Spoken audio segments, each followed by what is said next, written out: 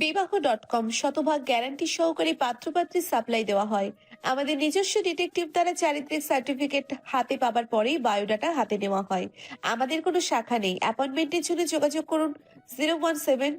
এমন উদ্ভট সাইনবোর্ড জীবনে কোনোদিন দেখেনি ইমরোজ। এক পৃথিবী বিতৃষ্ণা নিয়ে সাইনবোর্ডের লেখা পড়ে হতভম্ব হয়ে দাঁড়িয়ে রইল কিছুক্ষণ। পাত্রপাত্রী সাপ্লাই দেওয়া হয় মানে কি? ভাষার এ কেমন অপপ্রয়োগ? ভীষণ খুঁতখুঁতে মানুষ ইমরোজ। বাংলার ছাত্র ছিল, এখন শিক্ষক, তাই এটা ওর সহ্যের বাইরে। তারা কি গরু ছাগল বা মালপত্র নাকি যে হাটে বাজারে সাপ্লাই করবে?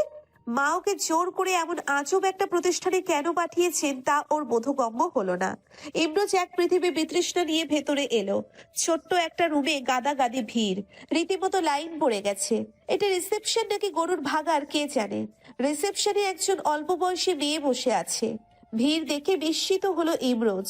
সে রিসেপশনে এসে মেয়েটিকে জিজ্ঞেস করলো, আমি আপনাদের প্রতিষ্ঠানের প্রধানের সাথে কথা বলতে চাই। আপনার অ্যাপয়েন্টমেন্ট আছে স্যার। সিরিয়াল নম্বর কত? একজন ঘটকের সাথে কথা বলার জন্য যে অ্যাপয়েন্টমেন্ট লাগবে সেটা কে জানতো? আগে জানলে আসতোই না। সে বলল, আমার অ্যাপয়েন্টমেন্ট নেই, এখন ব্যবস্থা করে দিতে পারবেন? আমি এখন সিরিয়াল নম্বর দিচ্ছি, আপনি অপেক্ষা করুন স্যার। দেখুন, এখন ব্যবস্থা করে দিতে পারবেন না?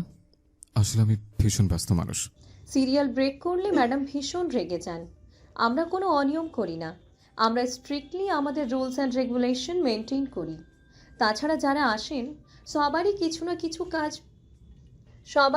না কিছু ব্যস্ততা থাকেই। ইমরোজ অগত্যা কোনার দিকে একটা সিটে বসে পড়ল। ভীষণ বিরক্ত লাগছে। ওর পাশে একজন লোক এসে বসলো। পান চিবুতে চিবুতে বলল, ডিজিটাল ঘটক, আজকাল সবই ডিজিটাল। তা আপনি কি আপনার বায়োডাটা জমা দিবার জন্য আইছেন ভাইজান, নাকি আপনার কেসটা একসেপ্ট হইল কিনা সেই রেজাল্ট নিতে আইছেন? ইমরোজের বিরক্তি মাত্রা ছাড়ালো। বলল, কেস মানে?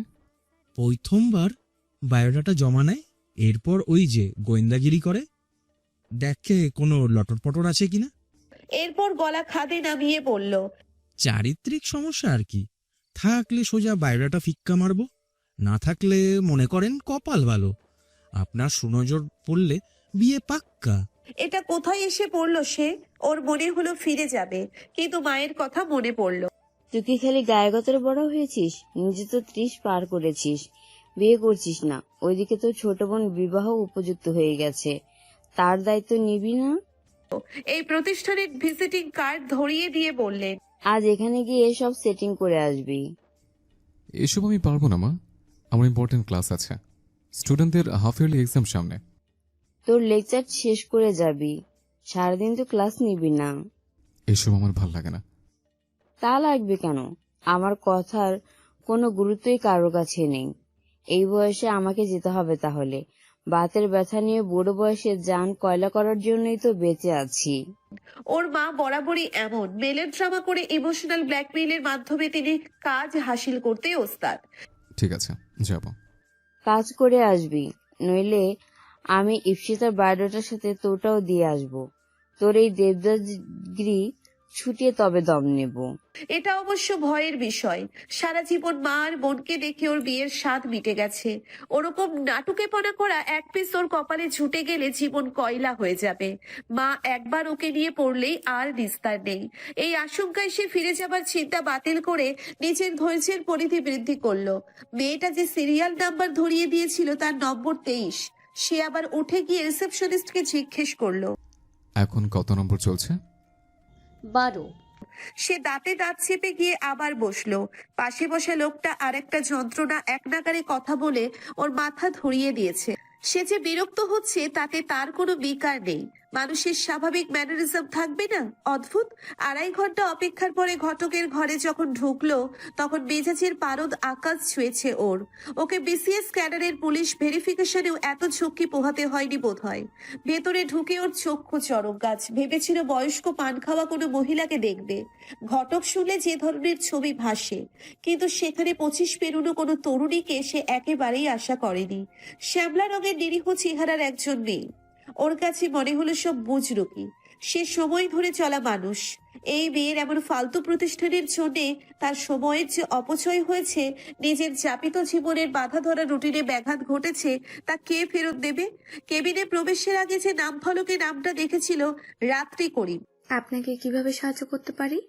ইমরোজের মুখে তখন অমাবস্যার আধার। বিয়ের ব্যাপারে। এটুকু বলতেই রাত্রি নামের তরুণী ওকে থামিয়ে দিল। আমার কাছে লোকে বিয়ের বিষয়ে কথা বলতে আসে, তা স্যাম্পল কে আপনি?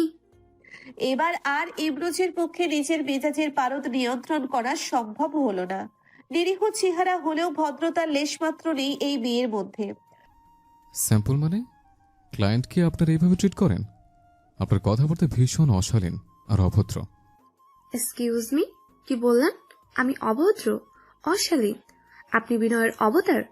আমাদের রেপুটেশন নিয়ে বাজে কথা বলার রাইট আপনাকে কে দিয়েছে? ঝাঁঝালো গলায় বলল রাত্রি। এটাকে রেপুটেশন বলে?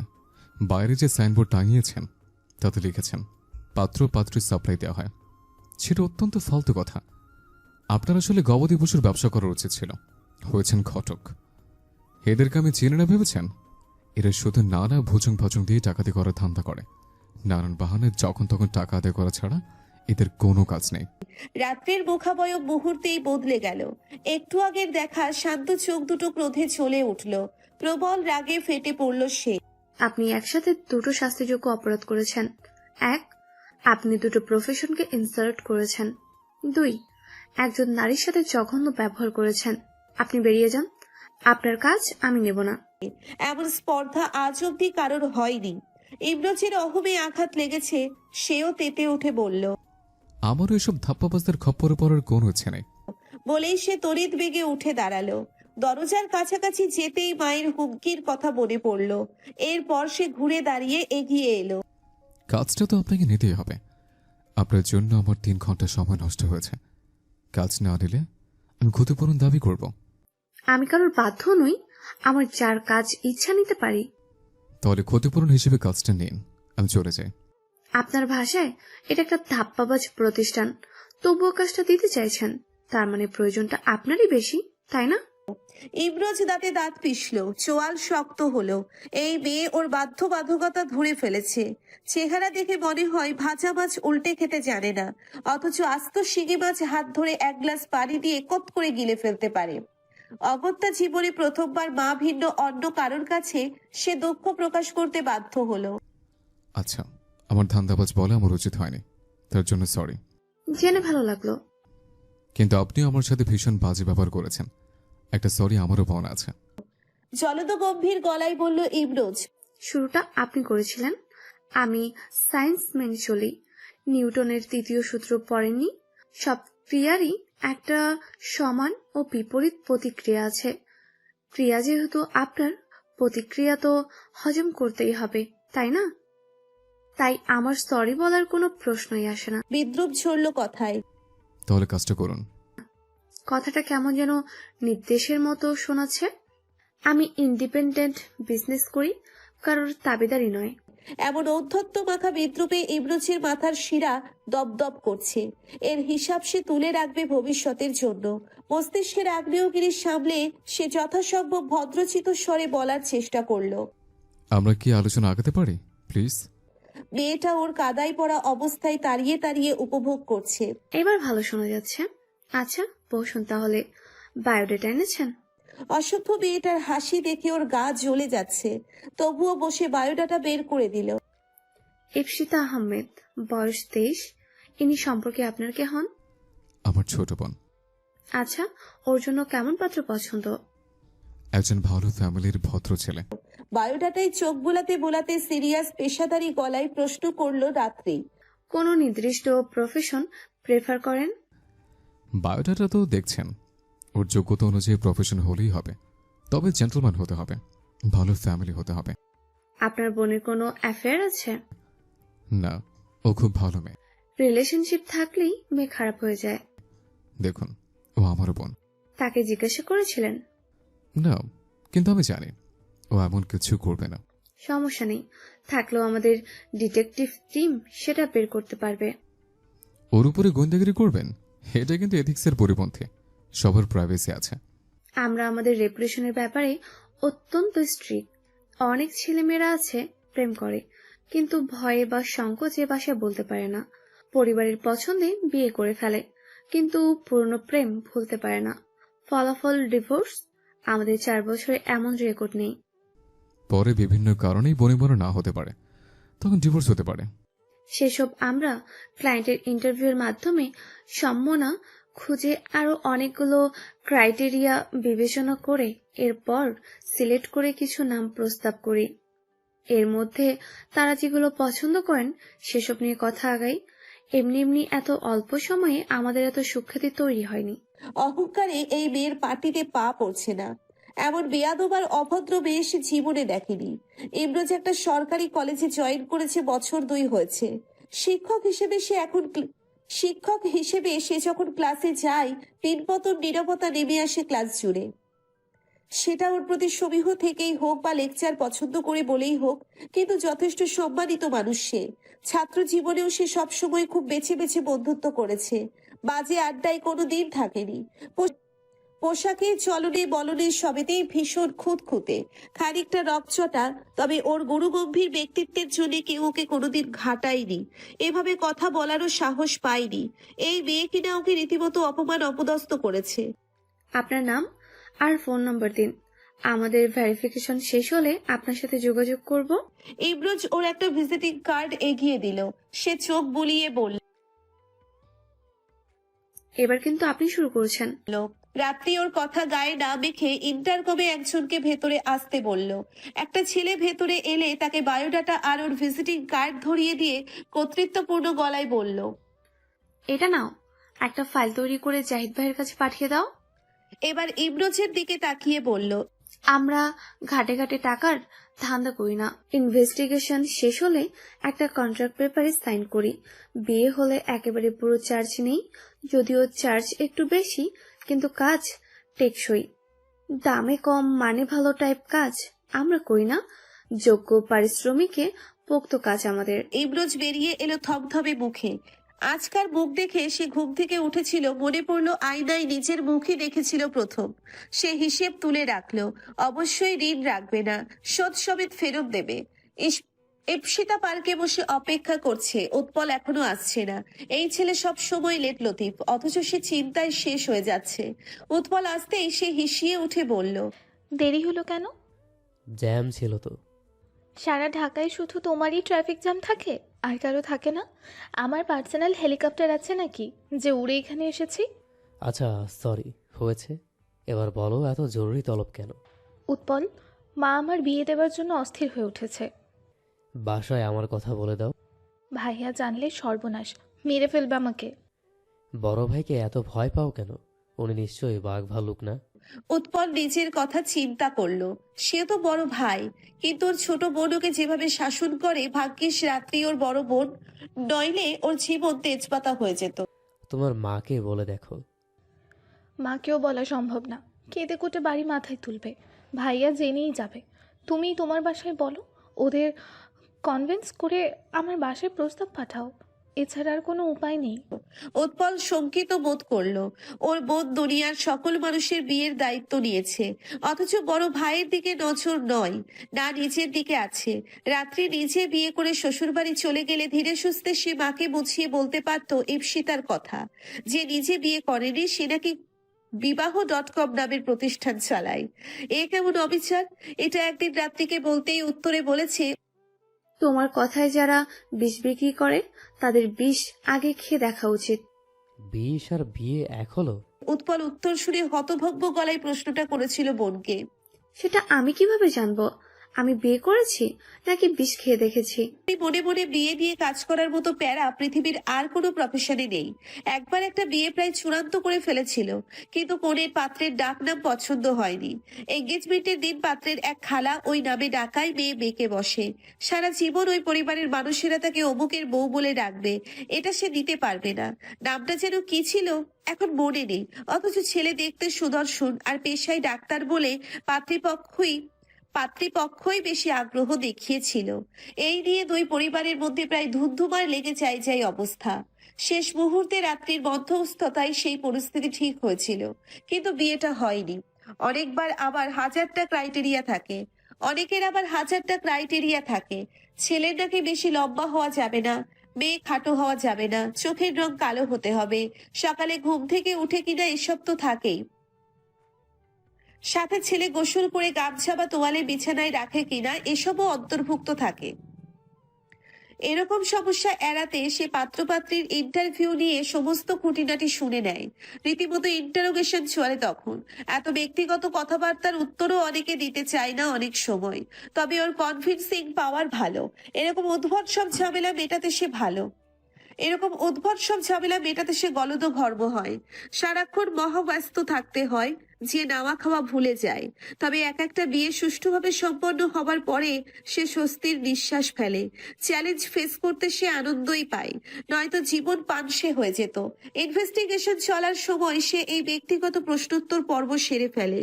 আজ 3 জনকে শিডিউল দিয়েছে, এর মধ্যে একটা ইপসিতার। গত পরশু ইমরোজকে কল দিয়ে আজ বিকেল 4টেই একটা রেস্টুরেন্টের ঠিকানা দিয়ে সেখানে থাকতে বলেছে বোনকে নিয়ে। এখন তৈরি হচ্ছিল, মা এসে বললেন, তোর বাবাকে গিয়ে বল খাবার দিয়েছি, তুইও আয়। আজও ঝগড়া করেছো? হ্যাঁ, ঝগড়া তো খালি আমিই করি, তোর বাপ তো নিরীহ মানুষ। রাত্রি হেসে ফেলল। কি হয়েছে? কি আবার হবে, আমি একটা উন্মাদ মানুষের সাথে সারা জীবন সংসার করলাম, যার দিন দুনিয়া সব খবরের কাগজ আর টিভির টকশো যে যত মনোযোগ দিয়ে শোনে, আমার কথা তার অর্ধেক মনোযোগ দিয়েও যদি শুনতো। আমি গিয়ে বললাম আজ বড় আপা আসবে, সে বলল আচ্ছা। কতক্ষণ পরে বাজারের ব্যাগ আর লিস্ট ধরিয়ে দিলাম। বলে কিনা আজ এত আয়োজন কিসের জন্য? এখন বল, এই লোকের সাথে কি করা উচিত? খুব খারাপ কাজ হয়েছে। তুমি এক কাজ করো, বাবাকে আজ আর খেতে দিও না, টকশো খেয়ে পেট ভরা। সিরিয়াস ভঙ্গিতে বলা রাত্রির কথা শুনে মায়া কিছুক্ষণ অবিশ্বাসের দৃষ্টিতে মেয়ের দিকে তাকিয়ে রইলেন। এরপর রেগে গিয়ে বললেন, রাত্রি, একদম ফাজলামি করবি না আমার সাথে। সকালে তোর বাবাকে কতগুলো ওষুধ খেতে হয় জানিস না? এভাবে ব্যাককেলের মতো কথাটা বলতে তোর বুক কাঁপলো না একবারও? রাত্রি নিরীহ গলায় বলল, তুমিই তো বললে বাবার সাথে কি করা উচিত, আমি সাজেশন দিলাম একটা। আমি সংসার করছি একটা উন্মাদ মানুষের সাথে, 2টা হাফ উন্মাদ জন্ম দিয়েছি, সবগুলোর মাথায় বাপের মতো ঘিলু নাই। তোর খেতে হবে না, যা সামনে থেকে। রাত্রি হেসে তৈরি হওয়াই মন দিল। মা সারাক্ষণ রেগে এটা সেটা বলতে থাকেন। বাবার প্রতি তার অভিযোগের অন্ত নেই, কিন্তু মায়ারও শেষ নেই। তার নামের পুরোটাই বাবা আর ওদের 2 ভাই বোনের জন্য। একেবারে রেডি হয়ে সে বাবার ঘরে গেল। তিনি পত্রিকায় মুখ ডুবিয়ে বসে আছেন। বাবা, কি করছো? দেখতেই তো পাচ্ছিস, আবার জিজ্ঞেস করছিস কেন? রাত্রি গলা নামিয়ে বলল, মা কিন্তু রেগে আছে, ওদিকের পরিবেশ খুব গরম। হোক, সব জ্বলে পড়ে যাক, আমার কি। মা বলেছে বড় খালামণি আসলে তার সাথে কিছুদিনের জন্য চলে যাবে। সত্যিই বলেছে? তোমার মনে হচ্ছে আমি মিথ্যে কথা বলছি? বলেছে এবার গেলে সহজে আর ফিরবে না। তোর মা রাগ করে চলে যাবে, তুই মেয়ে হয়ে ওকে আটকাতে পারছিস না? আমি কিভাবে আটকাবো? রাগ তো তোমার সাথে করেছে। একটা বুদ্ধি দে, তোর তো অনেক বুদ্ধি। তুমি একটা কাজ করো, খেয়ে রান্নার প্রশংসা করো, দেখবে রাগ গলে পানি হয়ে গেছে। আচ্ছা, যাচ্ছি। খাবার টেবিলে 4 জনই বসেছে। উৎপলের চোখ এখনো ঘুম ঘুম, খাচ্ছে দ্রুত। বাবা খাবার মুখে তুলে বললেন, তোর হাতের রান্নার কোনো তুলনা হয় না মায়া, তোমায় এই খিচুড়িটা আমার বড্ড প্রিয়। মায়ের চোখ উজ্জ্বল হয়ে উঠল। কিছু বলতেই যাচ্ছিলেন, এর মধ্যে বাবা আবার বললেন, শুধু ঝালটা একটু বেশি হয়েছে। তোমার ঝাঁঝের কিছুটা এর সাথে ব্লেন্ড হয়েছে মনে হয়। মা চোখ দিয়ে আগুন ঝরিয়ে উঠে পড়লেন খাবার ফেলে। রাত্রি মাথায় হাত দিল। ওর মিটমাট করে দেবার পরিকল্পনা মাঠে মারা গেল। উৎপল ঘটনা কি বুঝতে চেষ্টা করছে। রাত্রির দিকে জিজ্ঞাসু দৃষ্টিতে তাকালে সে ফিসফিস করে বলল, তোমার কাহিনী কি ভাইয়া?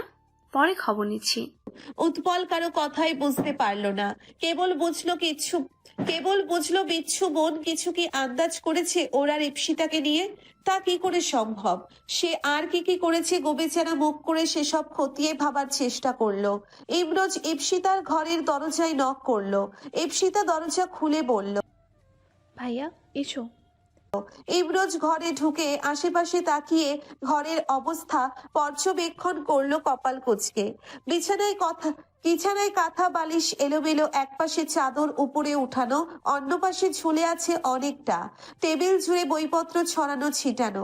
টেবিলের কাছে এগিয়ে এসে দেখলো গতকালের কফির মগে তলানিতে কফি শুকিয়ে আছে। তোর ঘরের এমন অবস্থা কেন? এখানে মানুষ থাকতে পারে? আমার এক্সাম চলছে ভাইয়া। তাতে কি হয়েছে? এখন বড় হচ্ছিস না? তাছাড়া রুচিবোধেরও তো একটা বিষয় আছে। কয়দিন পর শ্বশুরবাড়ি যাবি। ইপসিতার মুখে চলে এসেছিল। তোমার বউ হয়েছে আসবে, তার ঘর গোছানোর দরকার পড়বে না। উৎপলটা কেমন কে জানে? ওর ভাইয়ের মতো এমন খুঁতখুঁতে বাতিগন্ধ তো তার নেই। এটুকু সে নিশ্চিত। পরীক্ষা চলছে, বইপত্র ঘাটাঘাটি হচ্ছে নিয়মিত, আবার এলোমেলো করতেই হবে। যে জিনিসের এতটুকু স্থায়িত্ব নেই তা গুছিয়ে লাভটা কি? কথা বলতে বলতে নিজেই টেবিল গোছানো শুরু করলো ইমরোজ। সর্বনাশ! এখানে উৎপলের পাঠানো চিঠি আছে কিছু। ভাইয়ার হাতে পড়লে রক্ষা নেই। সে হন্তদন্ত হয়ে টেবিলের কাছে এসে বলল। ভাইয়া তোমার করতে হবে না, আমি গুছিয়ে নেব। তোমার দেরি হয়ে যাবে কলেজে যেতে, তুমি বসো না। ইমরোজ ঘড়ি দেখে নিয়ে সম্মত হয়ে বলল। ঠিক আছে, গুছিয়ে ফেলিস। যা বলতে এসেছিলাম, তুই কাল ফ্রি আছিস? কেন? না, আমার সাথে জায়গা যেতে হবে তোকে। একজন তোর সাথে কথা বলবে। একজনকে? ভাইয়া তোমার গার্লফ্রেন্ড হয়েছে? কংগ্রাচুলেশন, আমি কাল ফ্রি আছি। উত্তেজিত গলায় বলল ইপসিতা। ইমরোজ রেগে গেছে। এত অল্পতেই তার ভাইটা কিভাবে রেগে যায় কে জানে। গার্লফ্রেন্ড? তোর মাথা গেলে এসব ঘুরো নাকি? একদম এসব বাজে বাজে বিষয় নিয়ে মাথা কামাবি না, বলে দিলাম। ইপসিতার মনে হচ্ছে সে অনার্স ফাইনাল পরীক্ষা দেওয়া 23 বছরের কোনো তরুণী না, সে 16 বছরের কিশোরী। তাহলে কে? ঘটক তোর সাথে কথা বলবে। কি? ইমরোজ বেরিয়ে যাচ্ছে। সে বিস্ফোরিত দৃষ্টিতে সেদিকে তাকিয়ে আছে। আগে জানলে কি আর বলতো সে ফ্রি আছে? নিজের বোকামির জন্য নিজের মাথা দেওয়ালে ঠুকতে ইচ্ছে করলো ওর। ইমরোজ বড় ভাই হিসেবে ওভার প্রোটেক্টিভ। একবার একটা ছেলে ওকে চিঠি দিয়েছিল। জীবনে প্রথমবার প্রেমপত্র পেয়েছিল। আজকাল তো কেউ চিঠিই লেখে না। ছেলেটাকে সে পাত্তা দেয়নি একদম। বাসায় এসে বলে দিয়েছিল তখন কোন ক্লাসে পড়তো, 8-এ বা 9-এ। তাই চিঠিটা খুব পড়তে ইচ্ছে হয়েছিল। কিন্তু ইমরোজ সেই চিঠিটা নিয়ে সোজা ওই ছেলের বাসায় গিয়ে তার বাবার হাতে দিয়েছিল। আগে চিঠিটা পড়ে নিয়ে যদি বাসায় বলতো তখন এর জন্য আফসোস হয়েছিল। ইমরোজ ওকে ভীষণ ভালোবাসে, স্নেহ করে, এটা সে বোঝে। সেও ভাইকে খুব ভালোবাসে, সেখান থেকেই সমীহ করে। ওই অভদ্র মেয়ের সাথে আবার মুখোমুখি বসতে হবে আজ, এটা ভেবেই ইমরোজের মন তেতো হয়ে আছে। ভাইয়া এসবের জন্য এমন তাড়াহুড়োর কি আছে? আমার পরীক্ষাটা অন্তত শেষ হোক। বিয়ে তোর পরীক্ষার মধ্যে হচ্ছে না? ওরা রেস্টুরেন্টে ঢুকলো। এরপর ইপসিতা যাকে দেখলো তাকে সে এখানে আশা করেনি। এটা তো উৎপলের বোন রাত্রি, ওকে পরিবারের সবার ছবি দেখিয়েছে সে, সেখান থেকেই চেনে। এরপর রাত্রি আর ইমরোজের মধ্যে যা ঘটলো, সাইক্লোন না সুনামি বলা যায় এটাকে। উৎপলের সাথে ওর বিয়ের ভবিষ্যৎ চিন্তা করে ইপসিতার মাথা বোবো করতে লাগলো। রাত্রি যখন ইমরোজকে বলল আমাদের স্পেস দরকার, ওনাকে কিছু প্রশ্ন করব। ইপসিতা তখন ভেতরে ভেতরে ভীষণ আনন্দিত হয়েছিল। ভেবেছিল যাক, উৎপলটা তো বাড়িতে বলার সাহসই পাচ্ছে না। এই সুযোগে রাত্রির সাথে ভাব জমিয়ে নিজেই ওদের বিষয়টা খুলে বলবে। বিয়ের রাস্তা পরিষ্কারে এবার নিজেই মাঠে নামবে। কিন্তু এখান থেকেই যে বিপত্তির সূত্রপাত হবে তা সে জানবে কিভাবে? স্পেস দরকার কেন? আমার সামনে জিজ্ঞেস করুন, যা করার। ওকে আপনার সাথে একলা ছাড়বো না। কেন? ও ছোট মানুষ, আপনার ভুলভাল প্রশ্ন কি বিভ্রান্ত করতে পারে? আতে ঘা লাগলো রাত্রির। সে ইপসিতার দিকে তাকিয়ে ইমরোজকে উদ্দেশ্য করে বলল। আমি তো ভেবেছিলাম উনি প্রাপ্তবয়স্ক, কিছু প্রশ্নের উত্তর দেবার জন্য ছাড়তে ভরসা পাচ্ছেন না, আবার বিয়ে দিতে চাইছেন কেন? যেদিন মনে হবে আপনার বোনের বিয়ের বয়স হয়েছে সেদিন আসবেন। বিয়ের বয়স কেন হবে না? প্রাপ্তবয়স্ক হলেও সে যথেষ্ট ভদ্র মেয়ে। বড় ভাই হিসেবে যে কোনো পরিস্থিতিতে ওকে সামলানো আমার কর্তব্য। শুনুন, আপনার বোন বিয়ের আসর থেকে পালানোর প্ল্যান করা কোনো তরুণী নয়, আমিও তাকে সাহায্য করতে আসা কোনো বান্ধবী নই। যে ওকে নিয়ে ভেগে যাব। এরপর ওর বয়ফ্রেন্ডের সাথে বিয়েতে সাক্ষী হিসেবে কাজী অফিসে হাজির থাকব। এখানে আপনার এই অকারণের ইনসিকিউর হবার কারণ কি? ইমরোজ নাছোড় বান্দা, সে বলল। আপনিও তো উদ্ভট উদাহরণ কই পেলেন? আপনি যেভাবে একজন 23 বছরের মেয়েকে 15 বছরের বাচ্চা মেয়ের মতো ট্রিট করলেন, এমন উদ্ভট আচরণের সাথে খাপ খাওয়ার মতো অতটা উদ্ভট উদাহরণ টানিনি নিশ্চয়ই। এখন কিছুক্ষণের জন্য জানতো, আমি সারাদিনের জন্য সময় নিয়ে আসিনি, আমার আরো কাজ আছে। দীপশিতা এবার মৃদু গলায় ইমরোজকে বলল। ভাইয়া সমস্যা নেই, আমি ওনার সাথে কথা বলতে পারবো। ইমরোজ এবার কাঁধ ঝাঁকিয়ে বলল। ওকে, যেতে পারি, কিন্তু আমি আগে প্রশ্নগুলো দেখতে চাই। কেন? কেন নয়, আমি কোন ভরসা আপনার সাথে ওকে রেখে যাব? কে নাকি প্রশ্ন করে ওর মাথায় আপনার উর্বর সব আইডিয়া ঢুকিয়ে দেবেন কে জানে। নইলে প্রশ্নগুলো দেখাতে সমস্যা কোথায়? এই আধা উন্মাদ লোকটার কাজ নেয়াই ভুল হয়েছে। অনেক ধৈর্যের পরিচয় দিয়েছে রাত্রি। সে একরাশ বিরক্তি নিয়ে বলল। কিছু প্রশ্ন আছে, এর উত্তর ফ্যামিলির বড়দের সামনে দিতে সংকোচ হতে পারে। ও যাতে মন খুলে ওর প্রশ্নের উত্তর দিতে পারে, সেজন্যই আপনার এখান থেকে যাওয়া জরুরি। আপনার মহা উর্বর মাথায় কথাগুলো ঢুকেছে ঠিকঠাক? ইপসিতা দেখলো পরিস্থিতি খারাপের দিকে যাচ্ছে। এরা দুজন এমন সাপে নেউলে আচরণ করছে কেন, তাও ওর বোধগম্য হচ্ছে না।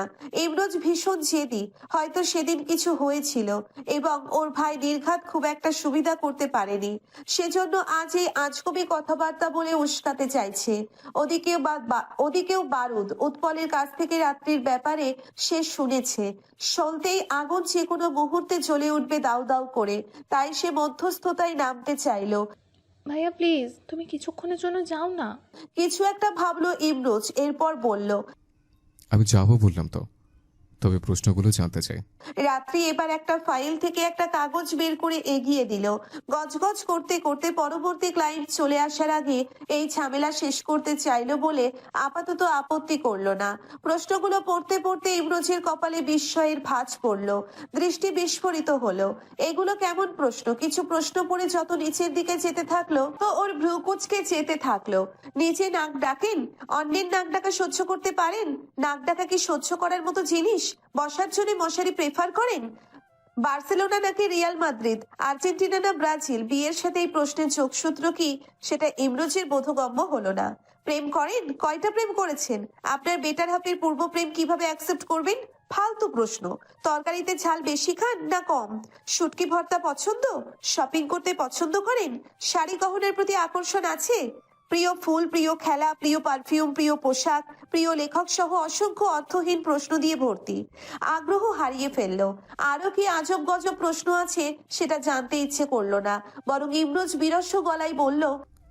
এসব কোনো প্রশ্ন হলো? এই ধরনের প্রশ্নের আইডিয়া যার মাথা থেকে বেরিয়েছে সে নির্ঘাত মূর্খ। রাত্রি একবার শ্বাস টেনে নিয়ে এরপর নিঃশ্বাস ছেড়ে ইমরোজের দিকে তাকিয়ে সেই গা জ্বালানো হাসি হাসলো। এরপর বলল। সবগুলো রিয়েল লাইফে কাজে লাগার মতো প্রশ্ন। আপনার সারা জীবন কেটেছে বিসিএস গাইডের অকেজো প্রশ্ন পড়ে আর একাডেমিক বইয়ের তৈলাক্ত বাঁশের বানরের ওঠানামার মতো অবাস্তব ম্যাথের সলিউশন শিখে। সেজন্য এই কেজো প্রশ্ন আপনার নিরেট মাথায় ঢুকছে না। নিজের মূর্খতে প্রমাণ দিয়ে দিলেন এসব বলে। আপনি যেগুলো বলছেন সেগুলো মোটেও মূল্যহীন নয়। অবশ্যই মূল্যহীন। আপনি বাংলা পড়ান, আপনি উগান্ডার পররাষ্ট্রমন্ত্রীর নাম জেনে কি করবেন? তার সাথে আপনার কি কাজ? তিনি আপনার কাছ থেকে বাংলা শিখবেন, নাকি নৈশভোজ সারতে সারতে তার সাথে চর্চাপদ আর বৈষব্য পদাবলী নিয়ে আলোচনা করবেন? এবার এই মেয়ের বিদ্যার দৌড় সে বুঝতে পেরেছে। সেটাই তো স্বাভাবিক, নইলে এত কিছু থাকতে ঘটকালি করছে কেন? আপনার মাথায় কিচ্ছু নেই। যেন রায় শুনিয়ে দিল সে। রাত্রির গলা শান্ত, অথচ চোখে আগ্নেয়গিরি। আপনার মাথায় অনেক কিছুই আছে। গোবর আছে বলে ঘাসও ভালো আছে মাথায়। অন্য কিছু থাকলে তৈলাক্ত বাঁশের বানরের উঠানামার সময় আর দূরত্ব নির্ণয় নিয়ে না মাথা ঘামিয়ে বাঁশের আগায় তেল কে মাখিয়েছিল আর এর প্রয়োজনীয়তাই বা কি ছিল সেটা বের করায় মন দিতেন। আপনি যে চূড়ান্ত অভদ্র এটা কি আপনি জানেন? না, জানতাম না। এখন জানি মস্ত বড় উপকার করলেন। এই উপকারের ঋণ আমি কোনোদিনও ভুলতে পারবো না। নাটকে গলায় বলল রাত্রি। ওর ইচ্ছে করছে এই ছেলের ঘটকালি করতে, এমন একটা দজ্জাল মেয়ে ঘাড়ে ঝুলিয়ে দিতে যে সারা জীবন মাথার ঘাম পায়ের ঘাম একসাথে মিলেমিশে যেত।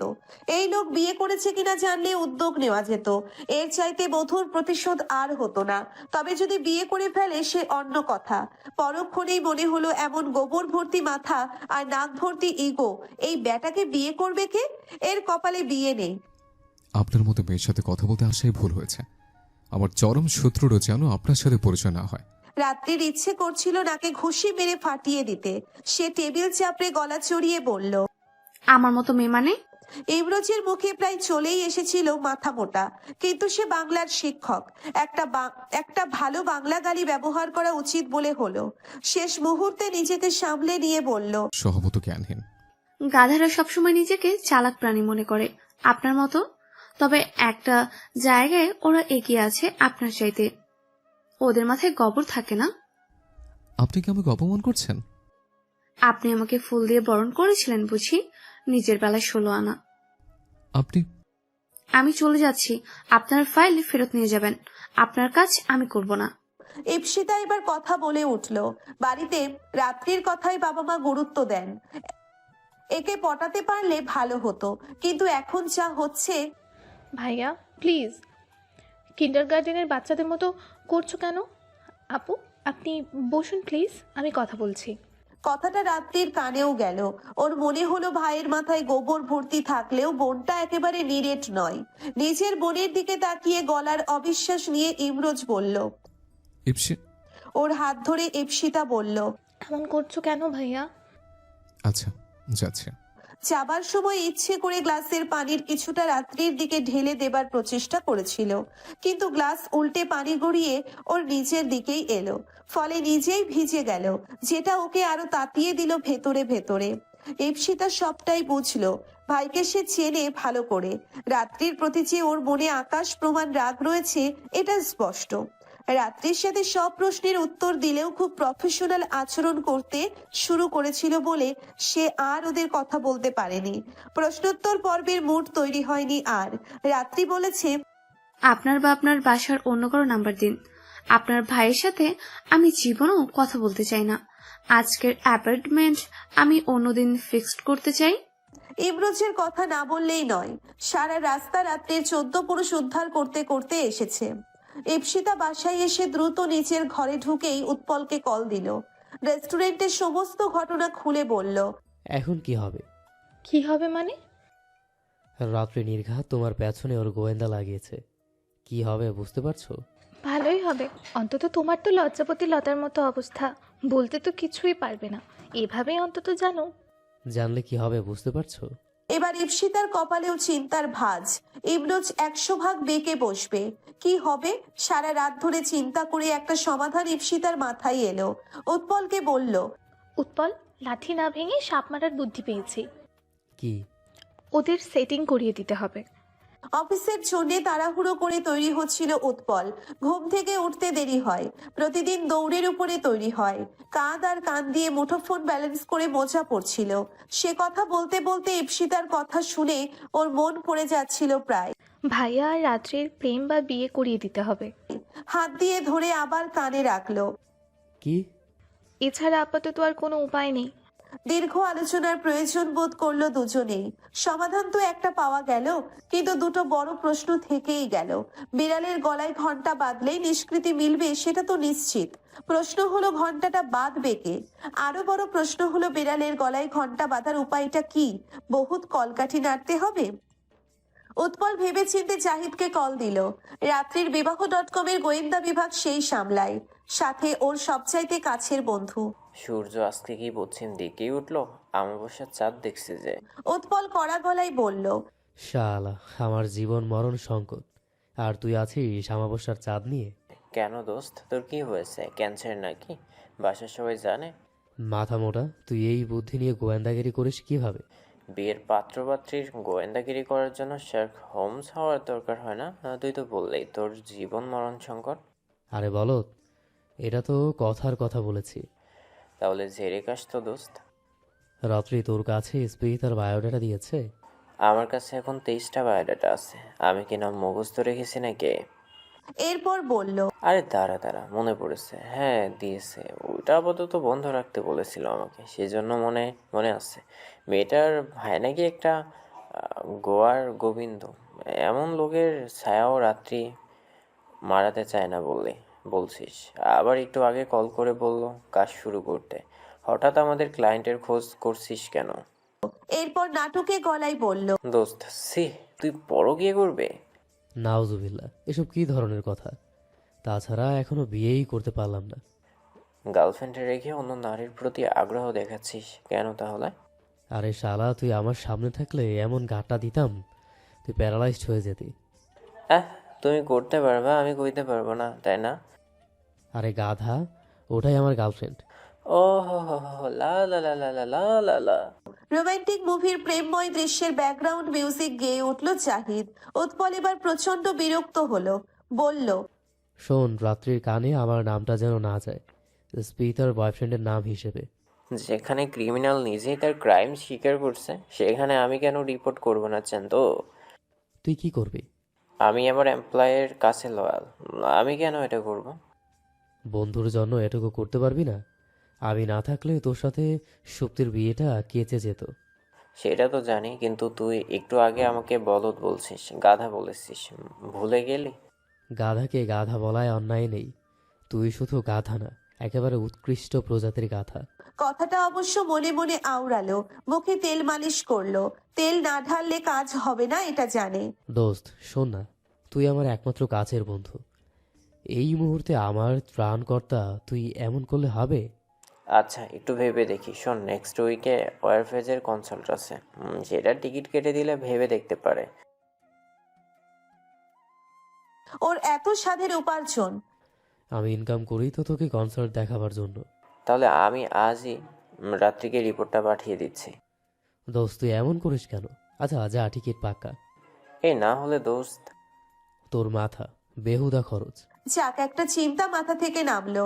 উৎপল লাঞ্চ আওয়ারে অফিস থেকে বেরিয়ে ক্যাম্পাসে এলো ইপসিতার সাথে জরুরি আলোচনা সারতে। একটা ভয়াবহ মিশনে নামতে যাচ্ছে। তার রণকৌশল ঠিক না করে নামলে মাঠে মারা যাবে। প্রতিপক্ষ ভীষণ শক্তিশালী, তাই বাড়তি সতর্কতা অত্যন্ত জরুরি। ইমরোজ বসে পরের দিনের লেকচারারের প্রেজেন্টেশন স্লাইড তৈরি করছিল। এর মধ্যে আনোয়ারা এসে পাশে বসলেন। কলেজটা তুলে বাড়িতে নিয়ে আসতে পারিস? কেন মা? বাড়িতে তোর সাথে একটু বসে দুদণ্ড গল্প করব, তারও জোর নেই। ইমরোজ কোল থেকে ল্যাপটপ সরিয়ে রাখলো। বলো মা, কি বলবে? হ্যাঁ, শুধু আমাকেই তো বলতে হবে। তোর আমার সাথে গল্প করার তো কিছু নেই। ইমরোজ মৃদু হেসে বলল, ঠিক আছে, এখন থেকে গল্প করবো তোমার সাথে। মায়ের মুখেও মৃদু হাসি ফুটলো। হ্যাঁ রে, কদ্দূর এগুলো ইফরিতার বিয়ের ব্যাপারে? ইমরোজের হাসি মিলিয়ে গেল। বেয়াদব মেয়েটার কথা মনে পড়ল। জানি না। জানিস না মানে কি? জানি না মানে জানি না। ওদের দিয়ে কেন করতে হবে? অন্য ঘটক দেখি। সে রাত্রির মুখ দর্শন করতে চায় না। এটা কি বলিস ইমু? সারা দুনিয়া যেখানে ডিজিটাল হয়ে যাচ্ছে, আমরা কেন অ্যানালগে পড়ে থাকবো? তাছাড়া ওদের রেকর্ড ভালো। উপরতলার শফিক ভাইয়ের ছেলের বিয়ে ওরাই করে দিয়েছে। খুব প্রশংসা শুনলাম। শুধু শুধু তো আর প্রশংসা করে না লোকে। সে যে মেয়ে পড়াশোনা নিয়ে মজা করে, উদ্ভট কথাবার্তা বলে সারাক্ষণ, তার তৈরি করা একটা প্রতিষ্ঠানের প্রশংসা ওর জন্য ঠিক হজমযোগ্য নয়, রীতিমতো অপাচ্য। ইপসির বিয়ে হলে এবার নিজের দিকে তাকা। ইমরোজ গোবেচারা মুখ করে বলল, নিজেকে তো দেখিয়ে আয় নাই। তোর মাথায় কিছুই নেই। লেকচারারের চাকরি কেমনে দিল তোকে? বলে তিনি উঠে চলে গেলেন। ইমরোজ বুঝতে পারলো না ওর ভুলটা কোথায়। একবার মায়ের সাথে রাত্রি আপুকে দেখা করিয়ে দিয়ে উস্কে দিতে পারলে কেল্লা ফতে, বাকি কাজ মা নিজেই করবে। এমন পরিস্থিতি তৈরি করবে ভাইয়া বাপ বাপ করে রাজি হয়ে যাবে। নিজের বুদ্ধিতে নিজের পিঠ চাপড়ে দিতে ইচ্ছে করলো ইপসিতার। উৎপলের মুখের মেঘ আরো গাঢ় হলো। তাই দেখে ইপসিতা বলল, আইডিয়াটা দারুণ না? উৎপল একরাশ বিরক্তি নিয়ে বলল, বহু আগে একটা জোক শুনেছিলাম। একজন লোকের একটা মেয়েকে খুব পছন্দ হয়েছে। সে এসে বন্ধুকে বলছে, জানিস ওর সাথে আমার বিয়ে 50% পাকা। বন্ধুরাও দ্বিগুণ উৎসাহ নিয়ে বলল, তাই নাকি? মেয়ে রাজি হয়েছে? এবার লোকটা আরও উৎসাহ নিয়ে বলল, আরে এখনও না, আমি 100% রাজি, এখনও রাজি হলেই হয়। উৎপলের কথা শুনে ইপসিতার মুখ কালো হয়ে গেল। কি বলতে চাও? তোমার ভাইকেও না হয় আন্টি রাজি করালো, আমার বোনকে কিভাবে রাজি করাবো? তুমিও তোমার বাবা মাকে কনভিন্স করবে। তাছাড়াও তোমার ছোট বোন, তোমারও একটা ভূমিকা আছে। উৎপল ছেলেবেলায় ভীষণ চুপচাপ ছিল, কারোর সাথে সেভাবে মিশতে পারতো না। ফলত দুরন্ত বাচ্চাদের কাছে মার খেয়ে বাসায় এসে কাঁদতো। রাত্রি ওর 2 বছরের ছোট। ছোটবেলা থেকেই ভীষণ ডানপিটে ধরনের। সে ও ভাইয়ের সাথে খেলতে যেত। একবার একজন ওর সামনেই উৎপলকে মেরেছিল। রাত্রি চুপ থাকবে কেন? সে ব্যাট দিয়ে ওই ছেলের মাথায় মেরেছিল। ভাইয়ের প্রতি তার অপরিসীম ভালোবাসা। আমরা আর ওদের সাথে খেলবো না ভাইয়া, তুমি আর আমি খেলবো। তখন থেকে 2 ভাই বোন পরস্পরের খেলার সাথী। একবার ওদের ভীষণ ঝগড়া হয়েছিল। রাত্রে জেদ করে বৃষ্টিতে ভিজেছিল। এরপর প্রবল জ্বর বাঁধিয়েছিল। তখন ওর এত খারাপ লেগেছিল, অপরাধ বোধে ভুগেছে যে কদিন সে অসুস্থ ছিল। এরপর থেকে সে আর রাত্রির সাথে ঝগড়া করেনি। খুনসুটি হয় কিন্তু সিরিয়াস ঝগড়া হয়নি আর। বোনের প্রতিও ওর অপরিসীম ভালোবাসা। সহদররা সমস্ত আবদার অনুযোগ সে হাসি মুখে মেনে এসেছে সব সময়। শুধু নিজের লাভ লাইফ নিয়ে কিছু শেয়ার করেনি, অন্য একটা কারণে। প্রথম কথা, ওরা ছোট বাচ্চা না যে একটা ধমক দিয়ে বিয়েতে রাজি করানো যাবে। ওর চাওয়াও এখানে ইম্পর্ট্যান্ট। তাছাড়া কারো সম্পর্কে না জেনে তো বোনকে বিয়ে দিতে পারি না।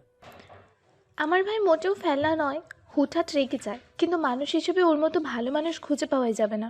সহসা ফোঁস করে উঠল ইপসিতা। ভাতৃ গর্বে চোখ চকচক করছে।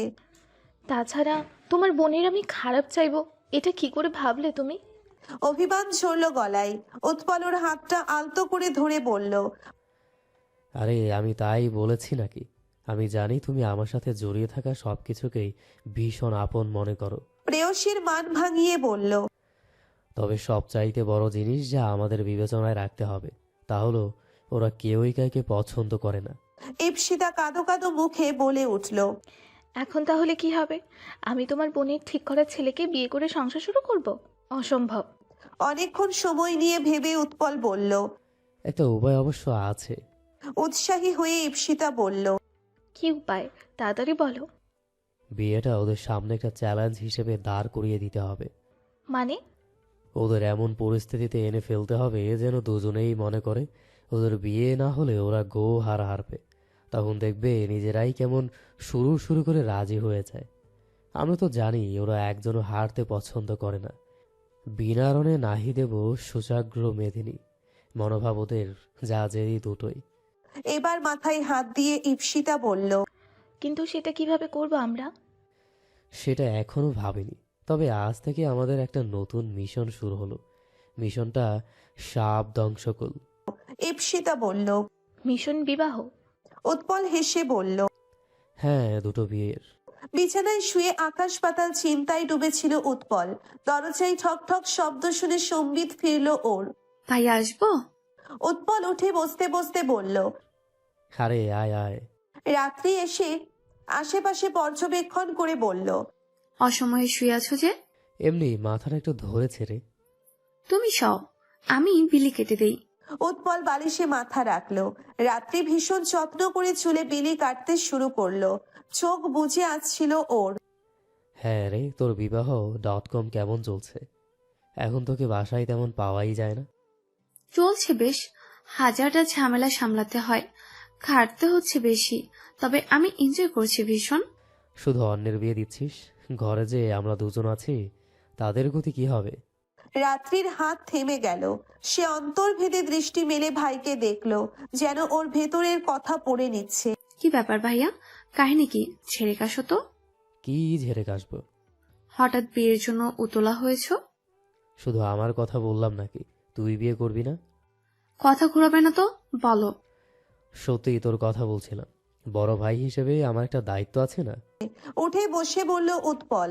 উত্তরে রাত্রি বলল, বড়রা যখন নিজের বিয়ের কথা বলতে সংকোচ বোধ করে, তখন ছোটদের বিয়ের কথা বলে মনে করিয়ে দিতে চায় যে তার এখন বিয়ে করা দরকার। তুই সব জানতা শমশের। রাত্রি হেসে বলল, হুম, সব জানতা রাত্রি। আমার চকলেট কই? তোর মান্থলি ইনকাম আমার স্যালারির চাইতে কয়েক গুণ বেশি, তাও আমার কাছে প্রতিদিন চকলেটের আবদার করিস। অভ্যাস হয়ে গেছে, কিছু অভ্যাস পরিবর্তন করতে ইচ্ছে করে না। বড় হয়ে গেলেও ছেলেবেলা গায়ে জড়িয়ে রাখতে ইচ্ছে করে। উৎপলের মুখে হাসি ফুটলো। তার বোনটা বদলায়নি, একটু জেদি, কিন্তু ভেতরে এখনো একটা শিশু বাস করে। সে রাত্রির মাথায় হাত রেখে বলল, টেবিলে আছে। তোমার কাউকে পছন্দ হলে প্রপোজ করার আগে তাকে আমার সাথে পরিচয় করিয়ে দেওয়ার কথা ছিল তোমার, মনে আছে তো? উৎপলের হাসি মুখে একটা চিন্তার ছায়া পড়ল। ইপসিতার সাথে ওর সম্পর্কটা হয়েছে আচমকা। ওরা কেউ কাউকে প্রপোজও করেনি। কিভাবে যেন দুজনেই বুঝতে পেরেছে পরস্পরের প্রতি পরস্পরের দুর্বলতা। যখন অনুধাবন করেছে ততদিনে ইপসিতাকে সে ভালোবেসে ফেলেছে। তখন রাত্রির সাথে দেখা করালে ওদিক থেকে যদি নেতিবাচক প্রতিক্রিয়া আসে সে সহ্য করতে পারত না। সেজন্য রাত্রিকে বলার সুযোগ পায়নি। উৎপল কোনো রকমে বলল। রাত্রি চকলেট নিয়ে বেরিয়ে যাবার আগে আর একবার উৎপলকে দিকে তাকিয়ে যেন ওকে পড়তে চেষ্টা করলো। এরপর বেরিয়ে গেল। মা সত্যি সত্যিই বড় খালামণির সাথে চলে গেছেন, তবে রাগ করে নয়, উৎপলের জন্য মেয়ে দেখতে। বড় খালামণির দুঃসম্পর্কে ননদের মেয়ে, সে জাহিদকে কল দিল। জাহিদ ভাই, কি খবর? আমার আর খবর, শোনো, ইপসিতা নামের যে ক্লায়েন্টের ফাইল আছে ওখানে ওর ভাইয়ের ভিজিটিং কার্ড আছে, ওনার খোঁজ খবর নিও তো। পাত্রী রেখে ওর ভাইকে নিয়ে পড়লি যে হঠাৎ? দরকার আছে, ওনাকে আমার সুবিধার মানুষ মনে হয় না। কাজ গুছিয়ে নেবার পরে বাগড়া দিতে পারে, তাই নজর রাখা দরকার। ভেজাল লাগানোর ওস্তাদ বেটা। ঠিক আছে। আরেকজনের বিষয় জানতে হবে। কে? ভাইয়া। কি? কেন? ওর আচার আচরণে ঘাবলা আছে মনে হচ্ছে। আর শোনো, একদম বন্ধু বন্ধু করে আমার কাছে গোপন করবে না কিন্তু। জাহিদ ভাবছে এটা জানলে উৎপলের মুখটা কেমন হবে। মজাই লাগছে ভাবতে। সে উচ্ছ্বসিত গলায় বলল, তুই উৎপলককে সন্দেহ করিস?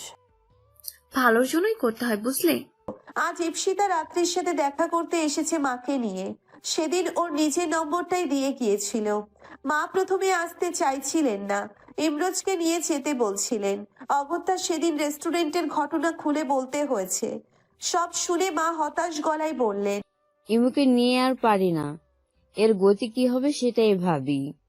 ইপসিতা কিছু একটা ভাবছে এমন একটা ভঙ্গি করে বলল, মা, আমার কিন্তু মেয়েটাকে ভীষণ পছন্দ হয়েছে। ইঙ্গিত বুঝতে পেরে তিনি বললেন, তাই নাকি? তাহলে তো যেতেই হয়। রাত্রি আনোয়ারকে দেখে সালাম দিয়ে কুশল বিনিময় করলো। কেমন আছো? ভালো, আপনি কেমন আছেন ম্যাম? ও মা, আন্টি ডেকো আমাকে। আপনি আমাকে বোধহয় চিনতে পারেননি ম্যাম, আমি আপনার স্কুলে পড়তাম। তিনি একটা বেসরকারি হাই স্কুলে দীর্ঘদিন শিক্ষকতা করেছেন। 2 বছর ধরে অবসর নিয়েছেন। এবার ভালো মতো তাকিয়ে চিনতে পারলেন অনেক স্টুডেন্ট ছিল তার। সবাইকে মনেও থাকে না, তবে রাত্রির মুখটা মনে আছে। ভীষণ দুষ্টু আর বুদ্ধিমতী ছিল। কিছু শিক্ষার্থী থাকে যারা পুরো ক্লাস মাতিয়ে রাখে। রাত্রি তেমনই ছিল। এক দেখায় ছেলের জন্য ওকে পছন্দ হয়ে গেল আনোয়ারার। তোমার মুখটা মনে আছে। তুমি বুঝি বিবাহ.com চালাও? বেশ ইউনিক আইডিয়া। ওদিকে রাত্রি ভাবছে এমন হাসি খুশি একজন মজার মানুষের ছেলে কি করে অমন রামগরুরের ছানা হতে পারে। রসকসহীন কাঠখোট্টা, মাথা মোটা। ধন্যবাদ ম্যাম, দোয়া করবেন। অবশ্যই মা। সেদিন রাতে ইপসিতাকে একটা ফর্ম দিয়েছিল প্রশ্নের। সেখানে ওর উত্তর লিখে এনেছে। কিছু মিথ্যে কথা লিখতে হয়েছে ওকে নিজেদের ভালোর জন্য। আনোয়ারা ভাবছেন রাত্রিকে কিছু প্রশ্ন করবেন, কিন্তু প্রথম দিনই এসব প্রশ্ন করা ঠিক হবে না ভেবে আপাতত অন্য প্রসঙ্গে কথা বললেন। তোমার বাসায় কে কে আছে? মা, বাবা আর ভাইয়া। বাহ, তোমার বাবা মা কেমন আছেন? ভালো আছে। রাত্রি আমার ছেলের কথা কিছু মনে করো না, ও কিন্তু খুব ভালো মানুষ। একবার যারা ওর সাথে মিশে যায় তারা বুঝতে পারে। প্লিজ ম্যাম, আপনি একদম এসব বলবেন না। ওনার জন্য আপনি এভাবে বলে আমাকে লজ্জা দেবেন না। যেটা হয়েছে সেটা একেবারে ওনার আর আমার মধ্যে হয়েছে, এর জন্য আপনি বা ইপসিতা চিন্তিত হবেন না। তবুও মা তো চিন্তা হয়। ওইদিকে গো ধরেছে, এখনই বিয়ে করবে না। বুড়ো হলে বিয়ে করবে বলতো? যেখানে যাই বলে ইমরোজ বিয়ে করেছে। এত ভালো ভালো প্রস্তাব আসতো, ও রাজিই হতো না। এখন নিজেকে পুত্রদায়গ্রস্ত মা মনে হয়। ইপসিতা দেখলো মা ওদের টোপ গিলে খেলতে শুরু করেছেন ওদের হয়ে। বেশ নাটকে একটা পরিবেশ তৈরি হয়েছে। এটাই সে চায়। তুলনামূলকভাবে রাত্রি আজ অনেক শান্ত। হয়তো শিক্ষক সামনে বলে রাত্রির মনে হচ্ছে এই সুযোগ, ওই ছেলের ঘাড়ে যদি একটা খ্যাপা মোষ ঝুলিয়ে দেওয়া যায়। ম্যাম, আপনি একদম ভাববেন না। বিবাহ.com আছে তো? আপনি কেমন মেয়ে চান বলবেন। আমরা থাকতে কোনো পুত্র, দায়কন্যা, দায়গ্রস্তা কিচ্ছু থাকবে না। এটা আমাদের প্রতিষ্ঠানের মতো। হ্যাঁ মা, এখন এটাই ভরসা। আগে ইপসির বিয়েটা দিয়ে দাও, পরে ওর ব্যবস্থা করব। বাসায় ফিরে আনোয়ারা ইপসিতাকে বললেন, ইমুর সাথে ওকে খুব মানাবে, কিন্তু আমার কেমন যেন লাগছে। ইমু কথায় কথায় রেগে যায়। সেদিনের ঘটনা শুনে মনে হলো রাত্রিও ছেড়ে কথা বলবে না। ওরা কি একজন আরেকজনের জন্য ঠিক হবে? মা টোপ গিলেছেন ঠিকই, আবার দ্বিধাও আছে। সে আরেকটু ধাক্কা দেবার জন্য বলল, মা, এটাই তো ভালো। শান্ত ও নিরীহ ধরনের মেয়ে ভাইয়ের রাগের কাছে পাত্তাই পাবে না। তোমাকে ছাড়া তো কাউকে ভয় টয় পায় না। এরকম কাউকেই দরকার, যেমন রোগ তেমন ওঝা দরকার, তাই না? নইলে রোগ সারবে কিভাবে? এটা ঠিক বলেছিস। ভাইয়াকে রাজি করাও মা। এমন পারফেক্ট ম্যাচ আর কই পাবে? সারা জীবনের জন্য পুত্র দায়গ্রস্ত মা হয়ে থাকতে চাও? এই সুযোগ এটা কাটানোর। কিন্তু রাত্রি ওর পরিবার, ওরা রাজি হবে কেন? ও তোমার স্টুডেন্ট ছিল মা। এখন তো তোমার জন্য সহজ হবে ওদের অ্যাপ্রোচ করা। আমরা একটা উপায় বের করে ফেলবো। এবার একটা স্বস্তির নিঃশ্বাস ফেলে তিনি বললেন, ইমু রাজি হবে না, ওর ঘাড় রাজি হবে। ছ্যাঁকা না খেয়ে ও দেবদাস হবার ভূত ওর মাথা থেকে হটাচ্ছি। ইপসিতা আশান্বিত হয়ে নিজের ঘরে এসে উৎপলকে লিখলো। মিশন বিবাহ, প্রথম ধাপ সাকসেসফুল। ওদিকে ইমরোজের পিছনে যে ষড়যন্ত্রের জাল রচিত হচ্ছে তার সব থেকে আপন মানুষরাই তাতে জড়িত। এটা সে ঘুণাক্ষরেও টের পায়নি। সে আছে আপন জগতে নিজের খেয়ালে। ইমরোজ সবে ফ্রেশ হয়ে একটু বিছানায় গা এলিয়ে দিয়েছে। এর মধ্যে মার আগমন ঘটলো। ইমরোজ প্রমাদ গুনল। যখন তিনি তারা কুখ্যাত ইমোশনাল ব্ল্যাকমেইল করে কাজ হাসিল করতে চান, তখন যেমন অভিব্যক্তি তার মুখাবয়বে থাকে, এখনকার অভিব্যক্তি ঠিক তেমন। কি করছিস বাবু? গলায় মধু ঢেলে প্রশ্ন করলেন আনোয়ারা। ইমরোজ উঠে বসতে বসতে বলল, কিছু না মা, বসো। কি বলবে? আমি কিছু বলতেই শুধু তোর ঘরে আসি, এটা তুই বলতে পারলি? এটারই ভয় পাচ্ছিল সে। তথস্থ হয়ে বলল, সেটা আবার কখন বললাম? তুমি বসো না মা। আনোয়ারা ছেলের বিছানার পাশে বসলেন। এরপর বললেন, আজ রাত্রির সাথে কথা হলো? রাত্রি কে? চট করে ছেলের দিকে তাকিয়ে তিনি বললেন, রাত্রি কে মানে? আরে বিবাহ.com। এটুকু বলতেই মনে পড়ল রাত্রিকে একটা চূড়ান্ত অভদ্র মেয়ে। ও, সবসময় সবার নাম মনে থাকে নাকি? এখন থেকে মনে রাখবি। কেন? সে কি মহারানী ভিক্টোরিয়া নাকি বিল গেটস যে তার নাম মনে রাখতে হবে? যারা উপকার করে তাদের প্রতি কৃতজ্ঞ থাকতে হয়। ইমরোজ আতিপাতি করে খুঁজেও রাত্রি নামের মহা ঝামেলাবাজ মেয়েটি ওর কি উপকার করেছে মনে করতে পারল না। সে বলল, তা সে কি উপকার করেছে? নমুনাটা একটু শুনি। বলার পরে কিঞ্চিত বিস্মিত হলো। এভাবে কথা সে বলে না। সে অত্যন্ত ভদ্রভাবে ভদ্রলোকের মতো কথা বলে। ওই মেয়ের নাম মনে করতেই তার কথা বলার ধরন ওর মধ্যে চলে এলো নাকি সর্বনাশ। এটা কি ধরনের কথা ইমু? ও তোর একমাত্র বোনের বিয়ে দিচ্ছে, এটা উপকার নয়? বিয়ে দিয়ে দিক আগে, তারপর যত খুশি কৃতজ্ঞতা প্রকাশ করো। ওর একটা ছবি ঘরের দেয়ালে টাঙিয়ে রেখো। সেটা মন্দ হয় না, ওকে বাসায় এনে রাখতে পারলে আরো ভালো হয়। ওকে বাসায় এনে রাখবে মানে? মানে আবার কি? একটা বাসায় অন্য একটা মেয়ে যেভাবে আসে সেভাবেই আসবে। ঘরে আমার একটা বিবাহ উপযুক্ত ছেলে আছে, সেও একজন প্রাপ্তবয়স্ক মেয়ে। ইমরোজের এতক্ষণ ক্লান্ত লাগছিল, চোখ বুজে আসছিল, কিন্তু মায়ের কথায় ওর ঘুম আর ক্লান্তি ঝপ করে কোথায় যেন হারিয়ে গেল। সে প্রায় চেঁচিয়ে উঠে আতঙ্কিত গলায় বলল, মা, এসব কি বলছো? ওই পাগল মেয়েকে ঘর আনার আগে আমাকে পাগলা করতে পাঠিয়ে দাও। আনোয়ারা পূর্ণ দৃষ্টিতে ছেলেকে একবার জরিপ করে নিলেন, এরপর হুমকির সুরে বললেন, শুনলাম ওর সাথে ঝগড়া করেছিস পায়ে পাড়া দিয়ে। ইপসির বিয়ে পর্যন্ত আরেকবার যদি আমার কানে এটা আসে, তোর গলায় ওকে ঝুলিয়ে তবে আমি দম নেব। বলে উঠে চলে গেলেন। ইমরোজের হাত চলে গেছে ওর গলায়। এই গলায় ওরকম একটা মেয়ে ঝোলানোর চাইতে গলায় দড়ি দিয়ে ঝুলে যাওয়া ঢের ভালো বলে মনে হলো। কিন্তু এত দুর্মতি ওর হয়নি। মা নিশ্চয়ই ওকে কথার কথা বলেছেন। নিজের পেটের ছেলের সাথে এমন অবিচার তিনি করবেন না নিশ্চয়ই। করতে চাইলেও সে মানবে কেন? এসব ৭-৫ ভেবে চিন্তাটাকে সরিয়ে রাখতে চাইলেও অবচেতন মন বোধহয় সেটাকে এত সহজে সরাতে পারেনি। তাই তো এমন ভয়ঙ্কর দুঃস্বপ্নটা দেখলো। ওর এই ঘরটাই সুন্দর করে ফুল দিয়ে সাজানো। নিজের চিরচেনা ঘরটা অচেনা বলে মনে হলো। ওই তো একটা মেয়ে ঘোমটা দিয়ে বসে আছে। ইমরোজ এগিয়ে এসে বলল, তুমি কে? সে বর বেশে আছে, মেয়েটার বধূ বেশ। তবুও এমন প্রশ্ন কেন করলো এটাই ভাবছিল। একটা চেনা কণ্ঠ ভেসে এলো। আমি রাত্রি। কথাটা কয়েকবারে প্রতিধ্বনিত হলো কানে। এখানে কি করছো? এবার ঘোমটা সরিয়ে একটা নিরীহ মুখ বেরিয়ে এলো, কিন্তু যতই নিরীহ হোক চোখ দুটোতে আগুন। আমার তো এখানেই থাকার কথা। তুমি আজকের এই সুন্দর রাতে কিনা আমাকে ভুলে গেছো। এর জন্য তোমাকে শাস্তি পেতে হবে। ইমরোজ আঁতকে উঠে বলল। শাস্তি মানে? রাত্রি এগিয়ে আসছে ওর দিকে। কি আশ্চর্য, ওর পায়ে যেন শেকড় গজিয়ে ওখানেই গেঁথে গেছে। রাত্রি স্লো মোশনে এগিয়ে আসছে, মুখে হিংস্রতা। ওর হাতে একটা ফুলের মালা। এটা কি ফুল সেটা চিনতে চেষ্টা করছিল, কিন্তু রাত্রি ওর কাছে এগিয়ে আসতেই ফুলগুলো মিলিয়ে গেল ভোজবাজির মতো। মালা কোথায়? ওর হাতে একটা দড়ি। ওর গলায় দড়িটা পেঁচিয়ে ধরে টানছে রাত্রি। এই পর্যায়ে ভয়াবহ আতঙ্কে ইমরোজের ঘুম ভেঙে গেল। ঘেমে নিয়ে একাকার হয়ে গেছে। উঠে বসে লাইট জ্বালালো। না, ঘরটা ঠিকই আছে। ও চিরচেনা ঘর।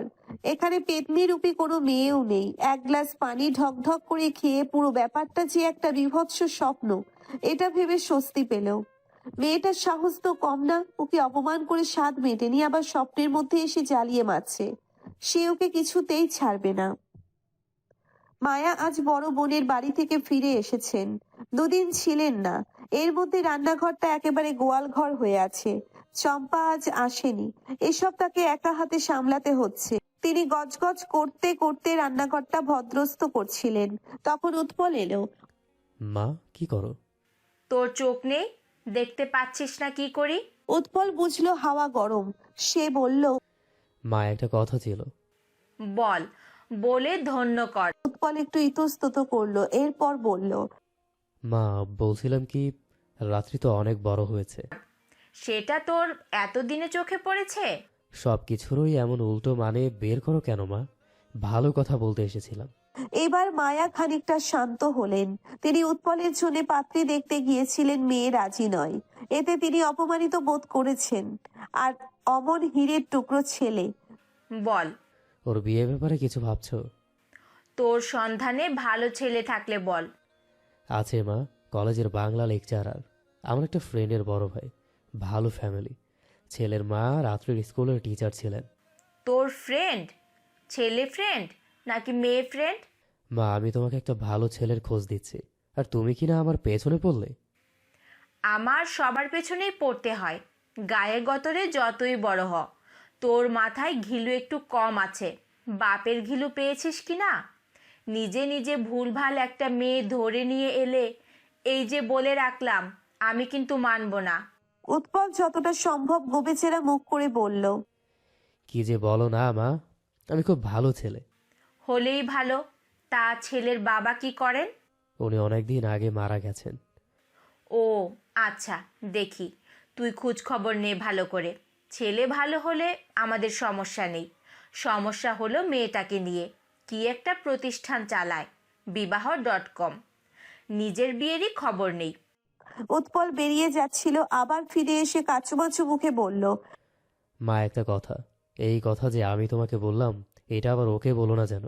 এখন ওই বলার দরকারও নেই, সময় সুযোগ মতো বলো। বাইরে এসে একটা স্বস্তির নিঃশ্বাস ফেললো উৎপল। মা কি করে যেন সবকিছু সন্দেহের নজরে দেখেন। আরেকটু হলে ধরা পড়েই যাচ্ছিল। রাত্রি গপাগপ গিলছে মা কড়া গলায় বললে, তোর ট্রেন ছুটে যাচ্ছে, এত তাড়াহুড়ো করছিস কেন? আস্তে খা। রাত্রি খাবার মুখে নিয়ে সেটা গলদকরণ করে কোনো মতে হড়বড় করে বলল, আজ একটা বিয়ে আছে মা, বহুত ঝামেলাবাজ পার্টি। ছেলের চাচা একটা খাটাস ধরনের মানুষ, তককে তককে আছে বিয়েটা ভঙ্গুর করার। আমাকে থাকতেই হবে। বিয়ে ভন্ডুল করার ইচ্ছে থাকলে রাজি হয়েছে কেন? যৌতুক আদায়ের ধান্দায় আছে পাত্রের গার্ডিয়ান সে। এই সুযোগে যদি কিছু হাতিয়ে নেওয়া যায়। এমন কত কাহিনী যে আমার ম্যানেজ করতে হয়। যন্ত্রে যেমন মাঝে মধ্যে গোলযোগ হয়, বিয়েতেও এসব গোলযোগ হয়। কত আজাইরা ঝামেলা যে এসে জড়ো হয়। বিবাহ.com না রেখে বিবাহবিভ্রাট.com রাখিস তাহলে। এত গোলযোগ মেটাতে হয় যেহেতু। এসব মেটানো ঘটকের কাজ নাকি? আমরা সাধারণ ঘটক নাকি ম্যাচ মেকার বলো? আমরা যে কাজকর্ম চালাই এসব তো আগে কখনো শোনোইনি। পার্থক্য কি? পার্থক্য বোঝানোর সময় নেই এখন। কাজ মিটিয়ে আসি, পরে বুঝিয়ে বলবো। বলেই তার আঁচল ভেজা হাত মুছে দৌড়ে রুমে ঢুকে ভ্যানিটি ব্যাগটা নিয়ে দৌড় দিল। রাত্রি, এটা কি বাজে অভ্যাস? কতবার না করেছি তোকে? এই রাত্রি অবশ্য কথাটা শোনার সময় পায়নি। উৎপলের বলা কথাটা মায়ার মনে ধরেছে। দুনিয়ার সব মানুষের বিয়ে দিতে হন্যে হয়ে প্রাণপাত করছে, নিজের দিকে নজর নেই। নিজের একটা ঘর হলে মেয়েটা থিতু হবে, নইলে এমন উড়নচণ্ডী থেকে যাবে।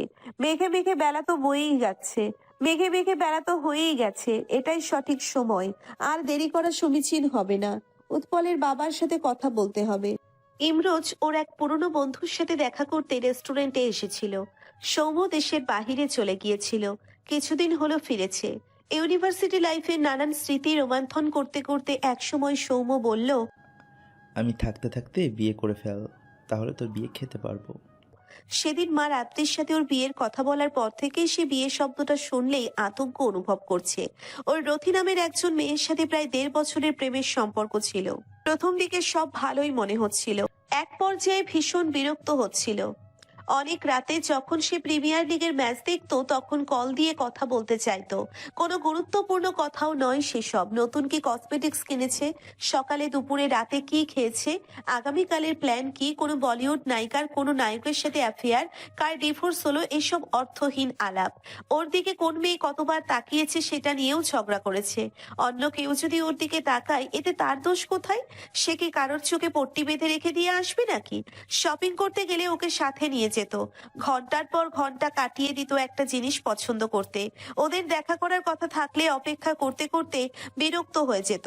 কিছু বললে শুনতো মেয়েদের রেডি হতে একটু সময় লাগেই, অথচ নিজের অপেক্ষা করতে হলে সেদিন ঠিকই জবাবদিহিতার মধ্যে যেতে হতো। ইমরোজের মেজাজও ঠিক থাকতো না। শেষের দিকে খুঁটিনাটি জিনিস নিয়েও বনিবনা হচ্ছিল না, ব্রেক আপ করলো।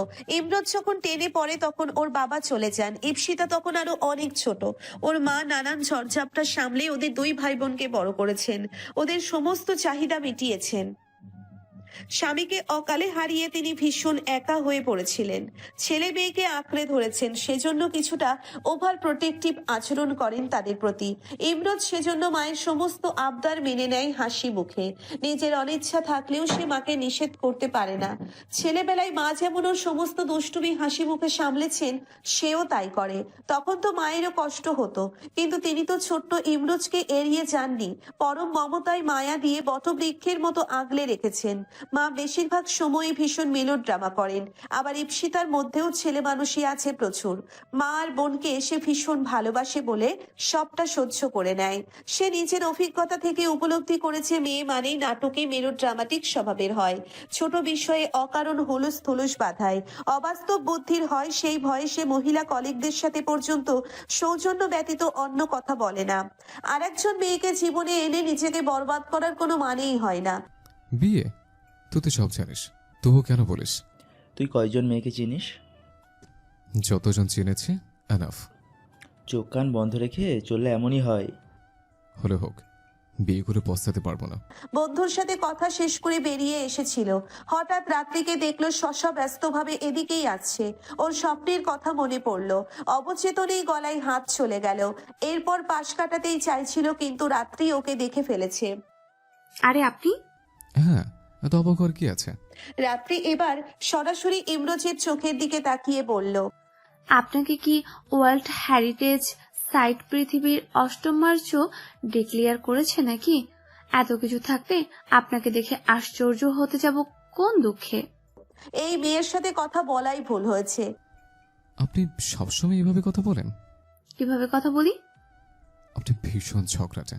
আমি কার সাথে কিভাবে কথা বলি সেটা ডিপেন্ড করে সামনের মানুষটার উপরে। টিট ফর ট্যাট নীতিতে বিশ্বাসী আমি। আপনি তো নীতির ট্যাবলেট গুলে খেয়েছেন, কথায় কথায় সেসব চুয়ে চুয়ে পড়ে। নিউটনের 3rd ল, এখন আবার এটা। রাত্রি ঘড়ির দিকে একবার চোখ বুলিয়ে হেসে বলল, আপনাকে আরো কিছু নীতি শেখাতাম, বুকিশ নয়, বাস্তব জীবনের, কিন্তু আজ সময় নেই। অসহ্য। রাত্রি হাঁটা শুরু করে আবার ঘুরে তাকিয়ে এগিয়ে এসে বলল, একটা ফ্রি উপদেশ দেই। উপদেশটা বিনামূল্যের হলেও উপা দেয়। এত দাঁতে দাঁত চাপবেন না। বেচারা দাঁতের কি দোষ বলুন?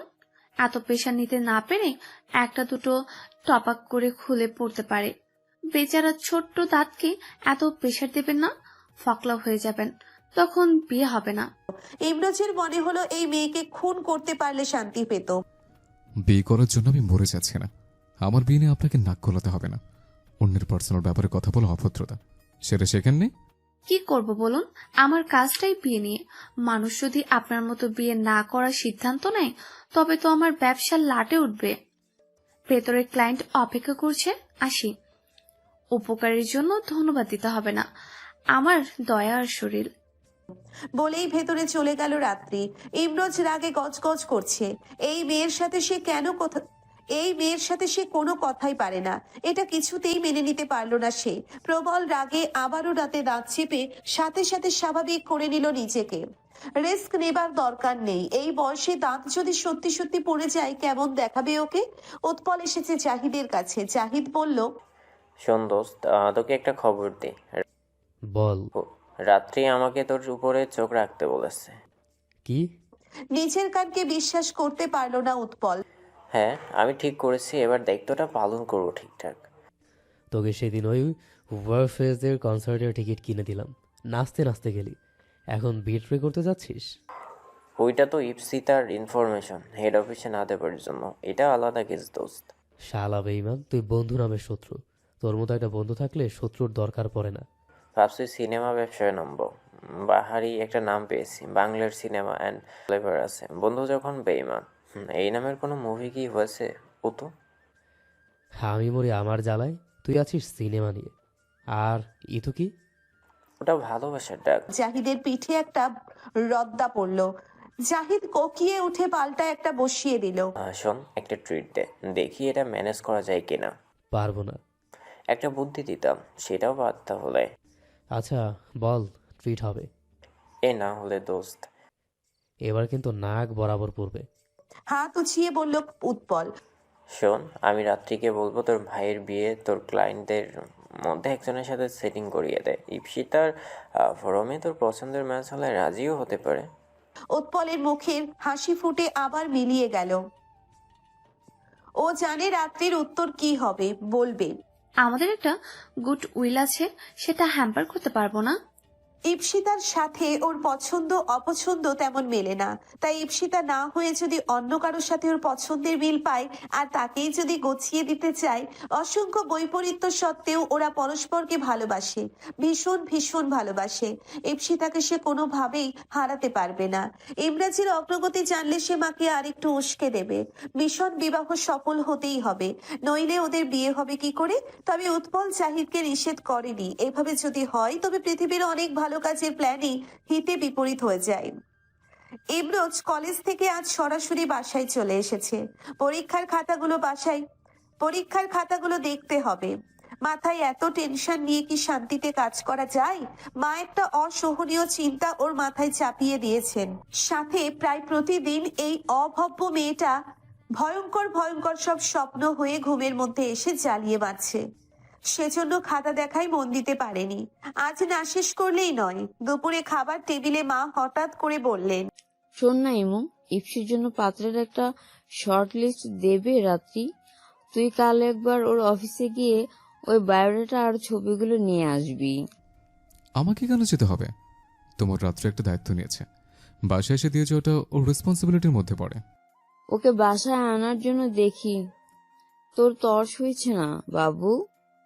ইমরোজ মাত্রই ভাত মুখে দিয়েছিল, সেটা গলায় আটকে গেল, কাশি হচ্ছিল। মা ওর পিঠে চাপড় দিতে দিতে বললেন, সাবধানে খাবি তো। এভাবে কেউ খায়? মনে হচ্ছে পেতনি তাড়া করেছে। ইমরোজ মনে মনে আওড়ালো। শুধু পেতনি নয়, নিম্ন স্তরের পেতনি, শাকচুন্নি। পানি খেয়ে নিজেকে একটু সামলে নিয়ে বলল, ওই মেয়েকে নিয়ে এমন বাজে কথা বলবে না তোমা। বিয়ের কথা বাজে কথা হলো? কি যুগ এলো! এবার আর ইমরোজ উত্তর দিল না। মা যা একবার বলেন সেখান থেকে তাকে টলানো যায় না। ওকে আগামীকাল ওই গরুর ভাগার সদৃশ বিশ্রী অফিসটাই যেতেই হবে। অযথা বেগরবাই করে নিজের এনার্জি খরচ করে লাভ নেই, বরং ও চাইলো ইপসিতার বিয়েটা যত দ্রুত সম্ভব মিটে যাক। এই গ্যারাকল এমনিতেই মিটে যাবে। আনোয়ারের মনে তখন অন্য অভিসন্ধি। তিনি চান ওরা দুটোতে কিছুটা যদি কাছাকাছি আসে। তিনি জানেন ইমরোজের কানে তিনি রাত্রির সাথে বিয়ের কথাটা যখন একবার তুলে দিয়েছেন, পরের বার তার ছেলে অন্য নজরে অবশ্যই দেখবে মেয়েটাকে। তখনই না মনে মনে দোলা লাগবে। আবার নিজের ছেলেকে তিনি সর্বান্তকরণে চেনেন বলে এটাও জানেন তার ছেলে যে কোনো স্বাভাবিক পরিস্থিতিকে গোলমেলে বানাতে ওস্তাদ। এমনিতে ভীষণ শান্ত আর ভদ্র, কিন্তু নিজের ইগোতে আঘাত লাগলে একটু বেশিই করে ফেলে। এইটুকুই যে চিন্তার। তবে তিনি এটাও বিশ্বাস করেন রাগ থেকেই অনুরাগের জন্ম নেয়। তার ছেলে যতই বাহ্যিকভাবে গোছালো মানুষ হোক, ভেতরটা ভীষণ এলোমেলো। ছেলেকে একটা সংসার গুছিয়ে না দিতে পারলে তিনি শান্তিতে চোখটাও বুঝতে পারবেন না। তিনি তার সন্তানদের সুখী দেখতে চান। মায়া পানের বাটা নিয়ে বসেছেন। খাবার পরে ঔষধ খাইয়ে ভীষণ যত্ন করে স্বামীর জন্য পান বানিয়ে দেন তিনি। বানের বোটায় চুন লাগিয়ে বাড়িয়ে দিতে দিতে তিনি বললেন, বুঝলে উৎপলের বাবা, ছেলে মেয়ে বড় হয়ে গেছে, দুজনেই নিজের পায়ে দাঁড়িয়েছে। উৎপলের পাশাপাশি এবার রাত্রির বিয়ে নিয়েও আমাদের ভাবার সময় এসেছে। হ্যাঁ, অনেকদিন পরে একটা কাজের কথা বলেছে। কি বলতে চাও? আমি সব সময় আজাইরা কথা বলি? এতই যখন অকাজের মানুষ আমি 2 দিন বোনের বাড়িতে গিয়েছিলাম। দিনে 14 বার করে কল দিয়েছো কেন? বাড়ির বেগার খাটার জন্য? তিনি বুঝলেন অবস্থা বেগতিক দিকে মোড় নিচ্ছে। তিনি বরাবরই ভুল সময়ে বেফাস কথা বলে বিড়ম্বনায় পড়ে যান। তিনি মনে মনে প্রমাদ করলেন, স্ত্রীকে বললেন, আসলে তুমি না থাকলে খালি খালি লাগে বাসাটা, এজন্যই ফোন করছি। তুমি গুনে রেখেছো নাকি? গা জ্বালানো কথা একদম বলবে না। আচ্ছা বাদ দাও, কাজের কথা বলি। রাত্রিকে নিয়ে আমার চিন্তা হয় বড্ড। নিজের মার্জি মতো চলে। যেখানে যাবে সে বাড়ির মানুষগুলো ওকে বুঝবে তো? যাকে বিয়ে করবে সে ওকে কতটুকু বুঝতে পারবে? যদি না বুঝতে পারে তাহলে আমার মাটা ভীষণ কষ্ট পাবে। এই চিন্তাটা মায়ার মনেও আছে।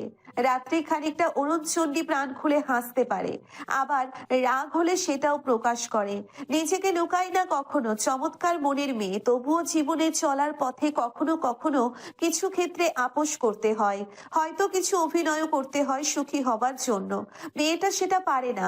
ওর উপরে কোনো মুখোশ নেই, টলটলে পানির মতো স্বচ্ছ। ভালো মতো তাকালেই মনের ছায়া স্পষ্ট ধরা পড়ে যায়। এমন মেয়ের যোগ্য সঙ্গী মিলবে তো? ইপসিতা ইমরোজের ঘরে এসে দেখলো ভীষণ মনোযোগ দিয়ে খাতা দেখছে।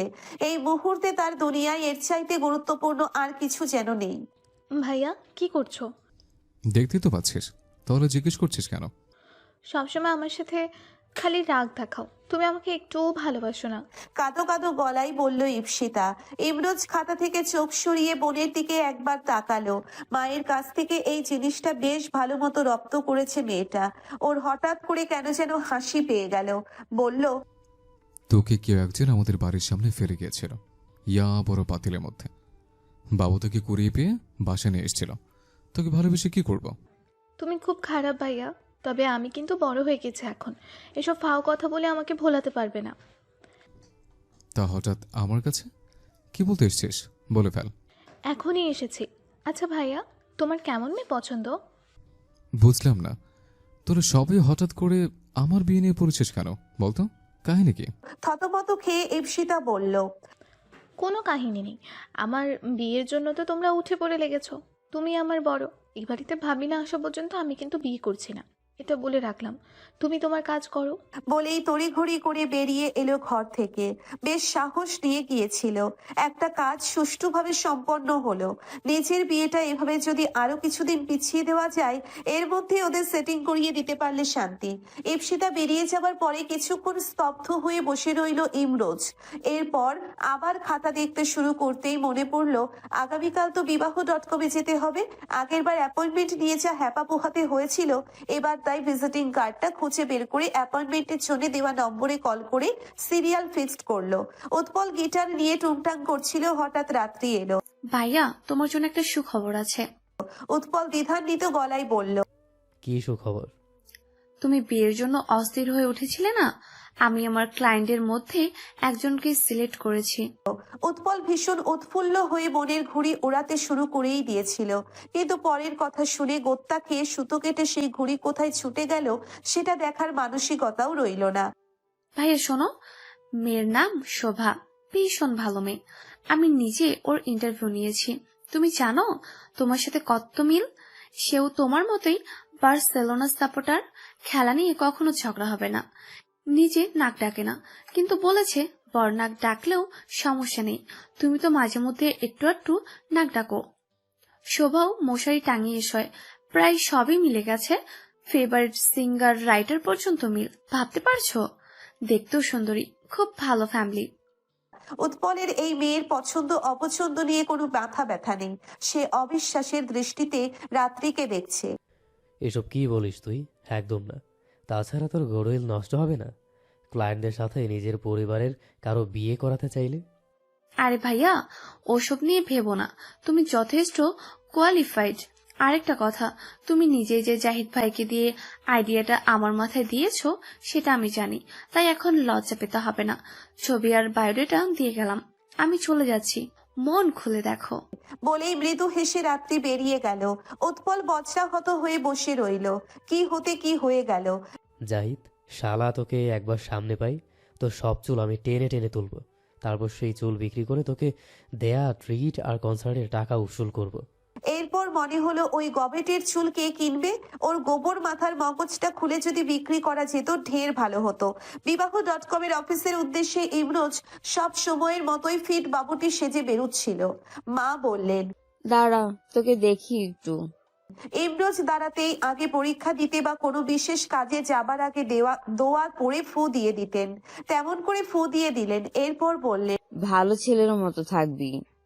ছোট্ট বাচ্চারা স্কুলে বা খেলতে যাবার আগে মায়েরা যেমন সাবধান করে দেন, একদম দুষ্টুমি করবি না কিন্তু। এখনকার মায়ের বলা কথাটা অনেকটা তেমন মনে হলো। মানে কি আমি ছোট খোকা নাকি? না, তুই আইবুড়ো খোকা।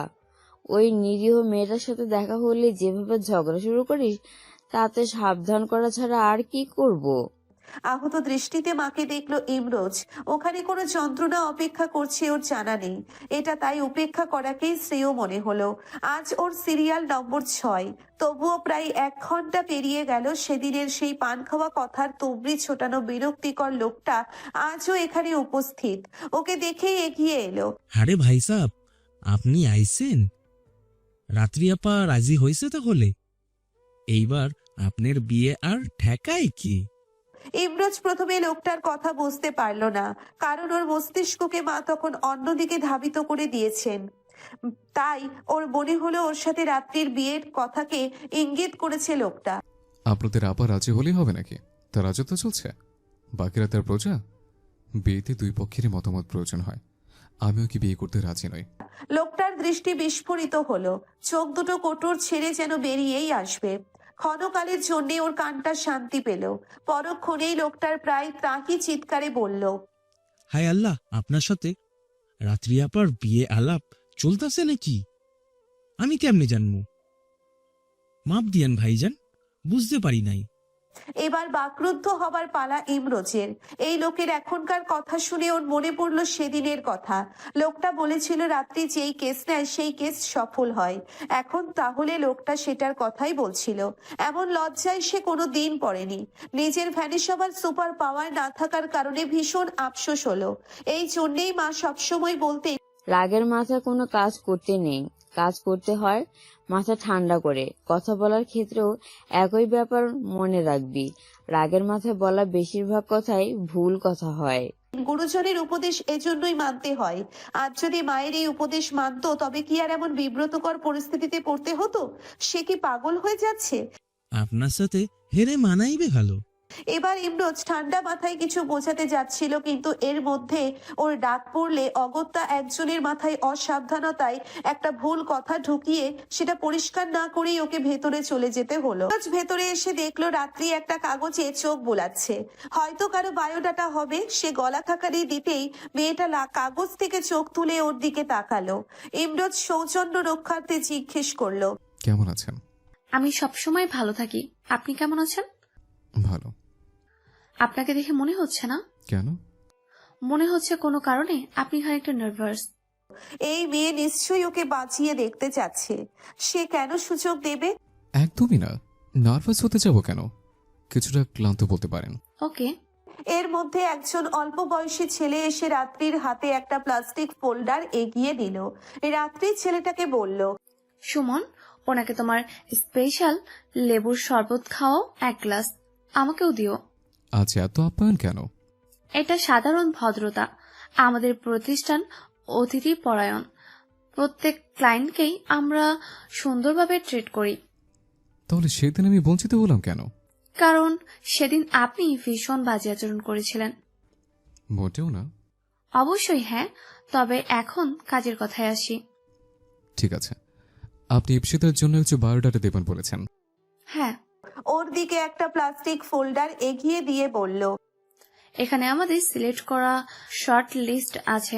6টা ছেলের বায়োডাটা, ছবি, ডিটেকটিভ দ্বারা ভেরিফাইড সার্টিফিকেট, ইন্টারভিউয়ের কপি সবকিছু আছে।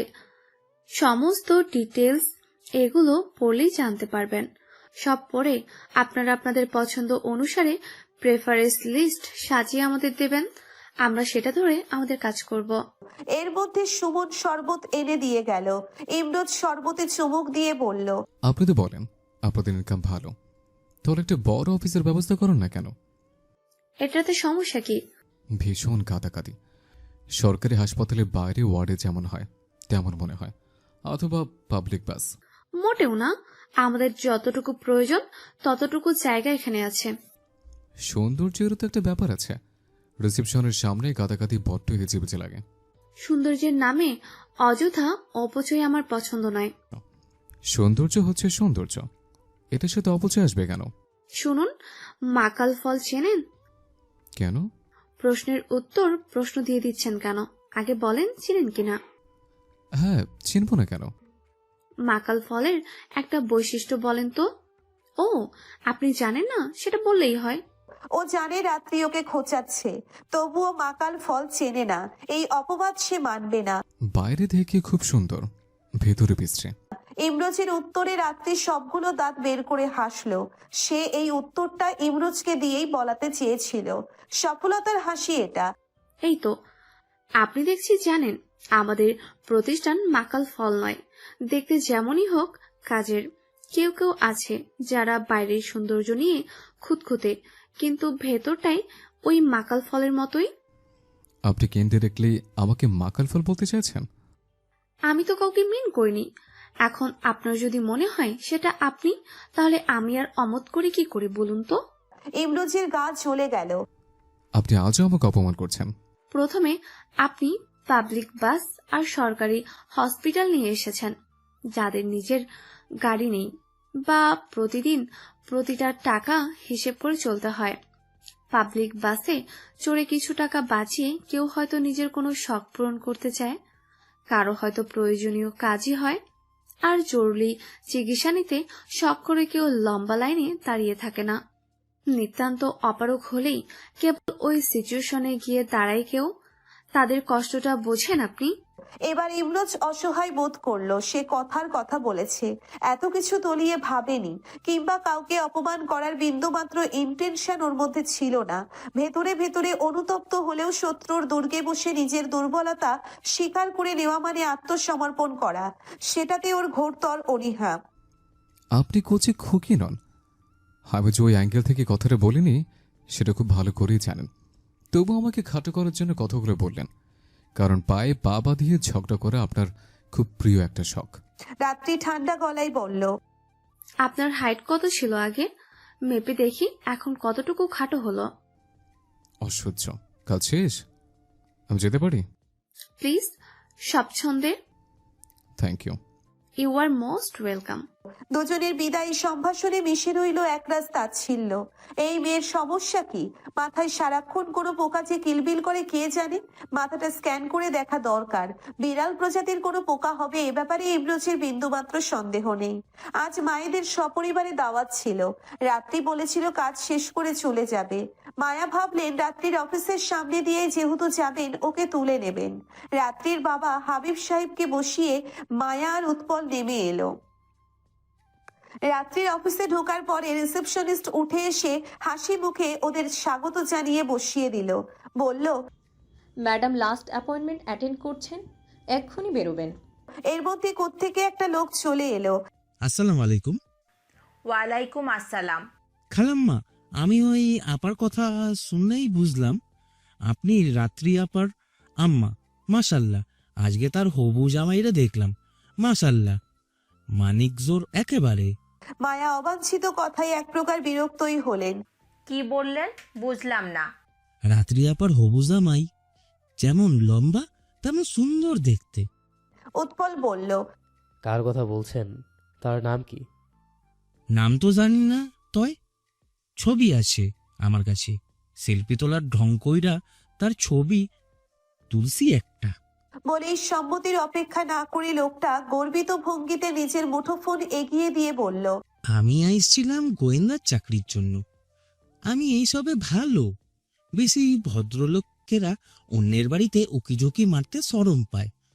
আমার মতো মানুষ দরকার থাকো। এহেন বলেন, এত বড় একটা কেস সামাল দিলাম, যোগ্য না আমি? ছবিটা দেখা মাত্র ইপসিতার ভাইকে চিনতে বিন্দুমাত্র সময় লাগেনি উৎপলের। ইমরোজ যেখানে কেন এসেছে এটাও সে জানে। এই লোক কোনো কারণে হয়তো ভুল বুঝেছে, তবে এই ভুলটা সে ভাঙাতে চাইল না। সিদ্ধান্ত নিল আর একটু উস্কে দিতে। ছবি দেখতে হবে না, আপনি যান ভাই। আপনার চাকরির জন্য শুভকামনা। লোকটা আরো কিছু বলতে চেয়েছিল, সেই সুযোগ না পাওয়ায় ভারাক্রান্ত মনে ফিরে গেল। উৎপল বলল, মা, দেখেছো তোমার মেয়ে কত এগিয়ে গেছে? এটা সেই ছেলেটাই যার ব্যাপারে সেদিন বলেছিলাম রাত্রির জন্য। ও হয়তো কোনো কারণে লজ্জা পাচ্ছে বলতে। আমাদের এগিয়ে যাওয়া উচিত না? তুই শিওর তো? তাহলে এই ছেলে এখানে কেন আসবে আর ওই লোক কেন ভুলভাল বলবে? কোনো কিছু নিশ্চয়ই আজ করতে পেরেছে, নইলে এটা ভাববে কেন? কত লোকই তো আসে, ওনাকে দেখে এই লোকটা সন্দেহ হবার তো কোনো কারণ নেই। কিছুক্ষণ ভেবে মায়া বললেন, তোর কথায় যুক্তি আছে, এবার আমাদেরই উদ্যোগ নিতে হবে। হাসি মুখে রাত্রি বেরিয়ে আসছে। উৎপল ভাবছে ওর ভবিষ্যতের কথা। এই ষড়যন্ত্রের পেছনে সে কলকাঠি নেড়েছে, এটা জানলে রাত্রি ওকে শুলে চড়াবে নিশ্চিত। তবে এত কিছুর পরও সে এটা বিশ্বাস করে সে বোনের ভালোই চাইছে। নিজের ভালোর সাথে বোনেরও ভালো হোক। ইপসিতার হাতে শোভা নামের মেয়েটার ছবি আর বায়োডাটা তুলে দিল উৎপল। উল্টে পাল্টে দেখে ইপসিতা জিজ্ঞেস করলো, এটা দিয়ে আমি কি করব? এটা কে? এর নাম শোভা। সেটা তো দেখতেই পাচ্ছি। রাত্রি এই মেয়েটাকে সিলেক্ট করেছে আমার সাথে বিয়ে দেওয়ার জন্য। ইপসিতা দপ করে জ্বলে উঠল। মানে কি, তোমার বিয়ে ঠিক করে ফেলেছো? আর তুমি নাচতে নাচতে সেই খবর আমাকে দিতে এসেছো? এখন আর আমাকে ভালো লাগছে না, শোভায় ডুবতে ইচ্ছে করছে। যাও, বিয়ে করে ফেলো তোমার শোভাকে। উৎপল কথা বলার চেষ্টা করছিল কিন্তু পাত্তাই পেল না। এমন সারাশি কথার আক্রমণে সে ঢাল খুঁজে পাচ্ছিল না। অবশেষে যখন সুযোগ পেল ততক্ষণে ইপসিতা উঠে দাঁড়িয়ে হাঁটতে শুরু করেছে। উৎপলর পেছনে যেতে যেতে বলল, আরে আমি কখন বললাম আমি ওকে বিয়ে করব? হেই পাগলি, শোনো না। আরে একটু আস্তে হাঁটবে তো। আরে দেখো, আমি বিয়ে করতে চাইলে এগুলো এনে দেখাতাম তোমাকে, বোঝো না কেন? এবার ইপসিতার গতি খানিকটা স্লথ হলো, কিন্তু কিছু বলল না। উৎপল বলল, এখন আমাদের একসাথে লড়ার সময়, বিরক্তির সময় না। আমাদের মাথা ঠান্ডা করে ভাবতে হবে। মনে আছে এটা একটা যুদ্ধ, যুদ্ধের ময়দানে এমন কত বিপদ উৎপেতে আছে, এগুলো তো আমাদের সামলাতে হবে, তাই না? ইপসিতা এবার পুরোপুরি থেমে গেল। ঘুরে তাকিয়ে উৎপলের দিকে তাকিয়ে বলল, সরি। এই তো বুঝতে পেরেছ, মিশন বিবাহের নতুন একটা চাল দিয়েছি আমি। কৌতূহলী ইপসিতা প্রশ্ন করল। কি চাল? বসো বলছি। সব শুনে উদ্ভাসিত হাসলো ইপসিতা। উৎপল মুগ্ধ গলায় বলল, সুন্দর। কি? তোমার হাসি। আর আমি? সেটা নতুন করে বলতে হবে? হ্যাঁ, প্রতিদিন বলবে।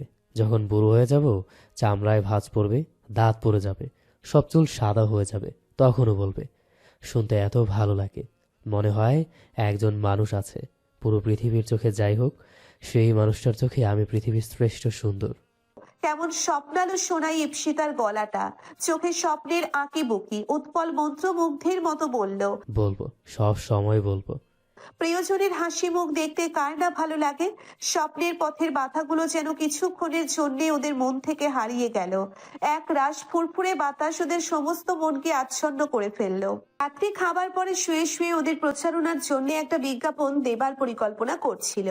আগের বারের বিজ্ঞাপনটা একেবারে নবিশ লোক দিয়ে করিয়েছিল, ওর নিজেরই খুব একটা পছন্দ হয়নি। এখন যেহেতু ভালো আয় হচ্ছে, বিজ্ঞাপনের জন্য একটা প্রফেশনাল এজেন্সি সে অ্যাফোর্ড করতে পারবে।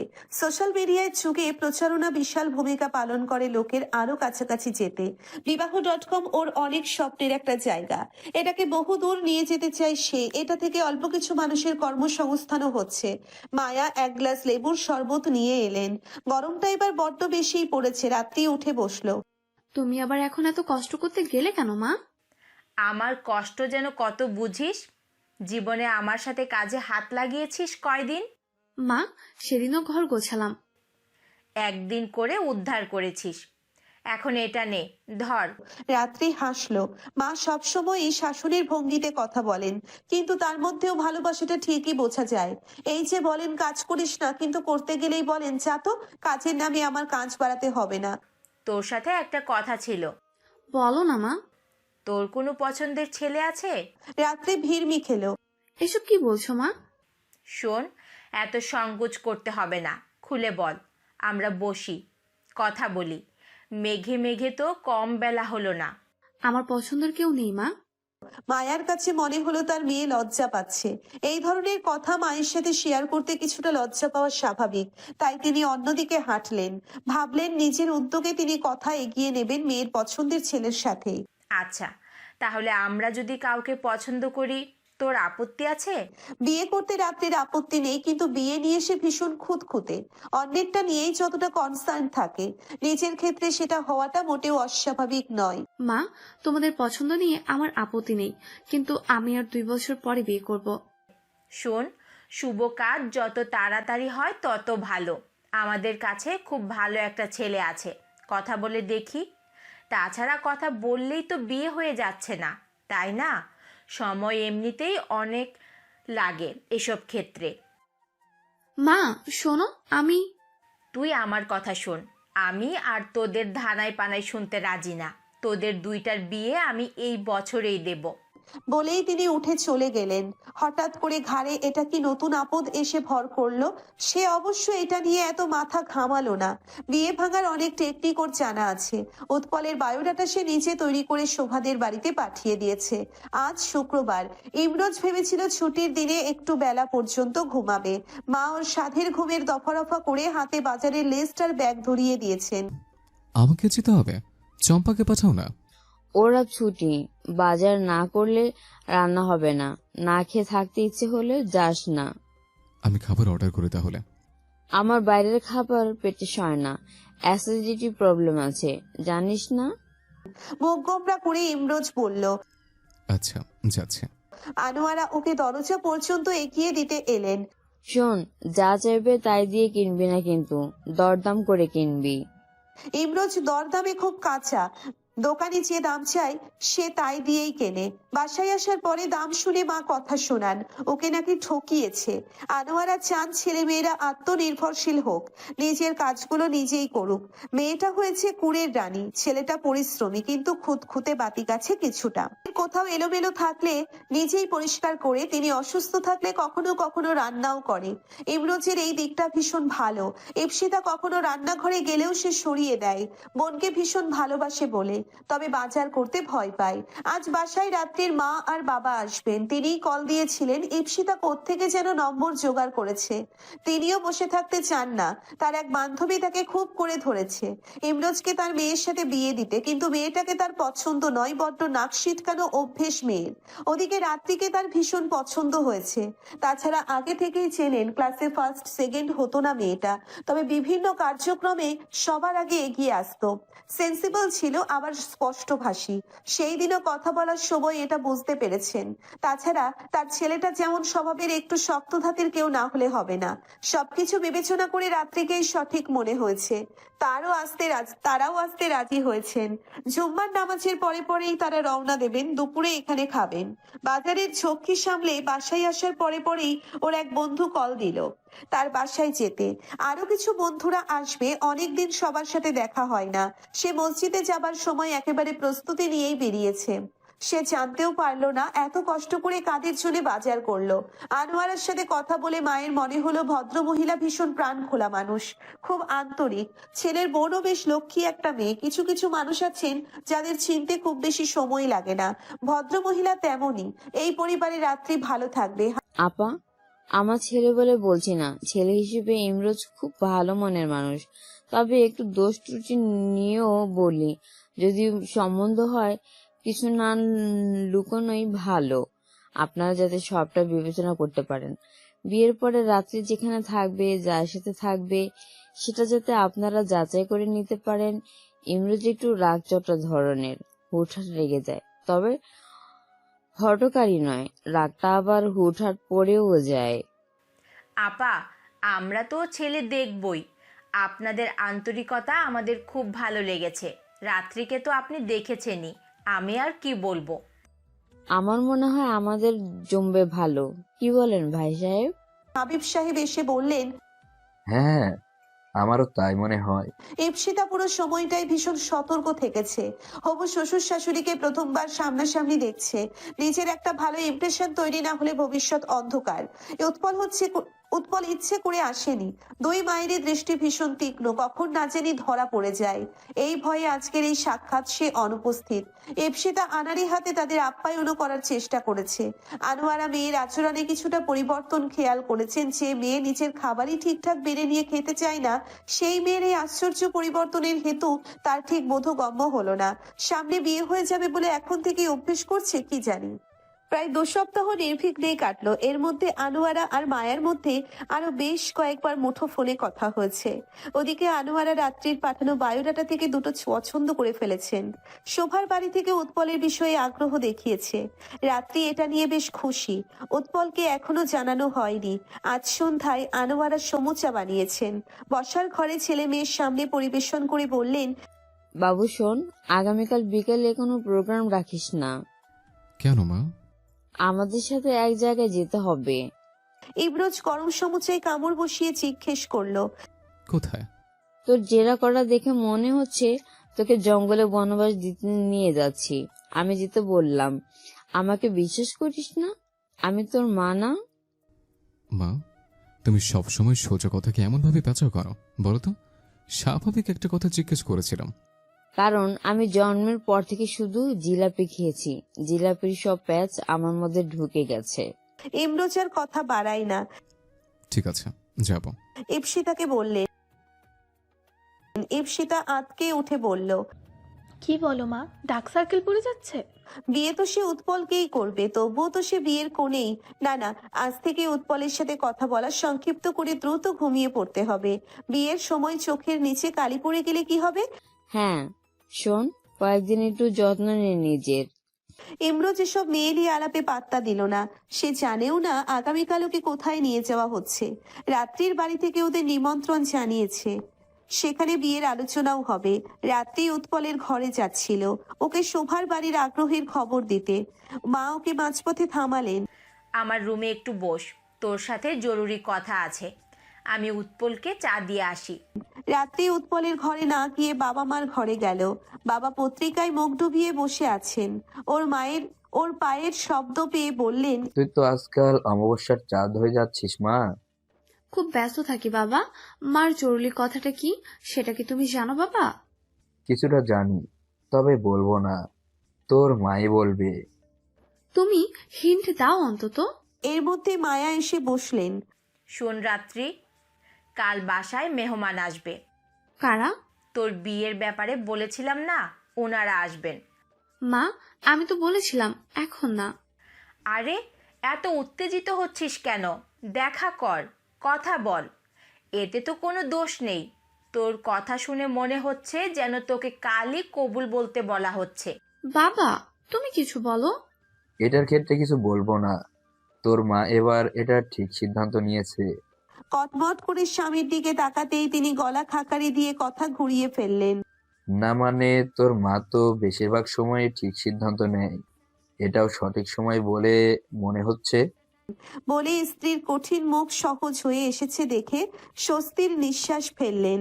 যাক, বহুদিন পরে তিনি সঠিক সময়ে নিজের মুখটাকে নিয়ন্ত্রণ করতে পেরেছেন।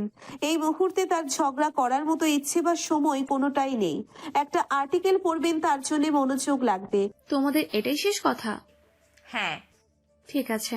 রাত্রি বেরিয়ে যেতে যেতে বলল, ছেলেও আসবে? হ্যাঁ। ছেলের সাথে কথা বলে ঠিকই এটা পণ্ড করা যাবে, ভাবলো রাত্রি। আনোয়ারা একটা পাঞ্জাবি ধরিয়ে দিলেন ইমরোজের হাতে। এটা পরে রেডি হয়ে নে। এটাই পড়তে হবে কেন মা? এই রঙে তোকে ভীষণ মানায়।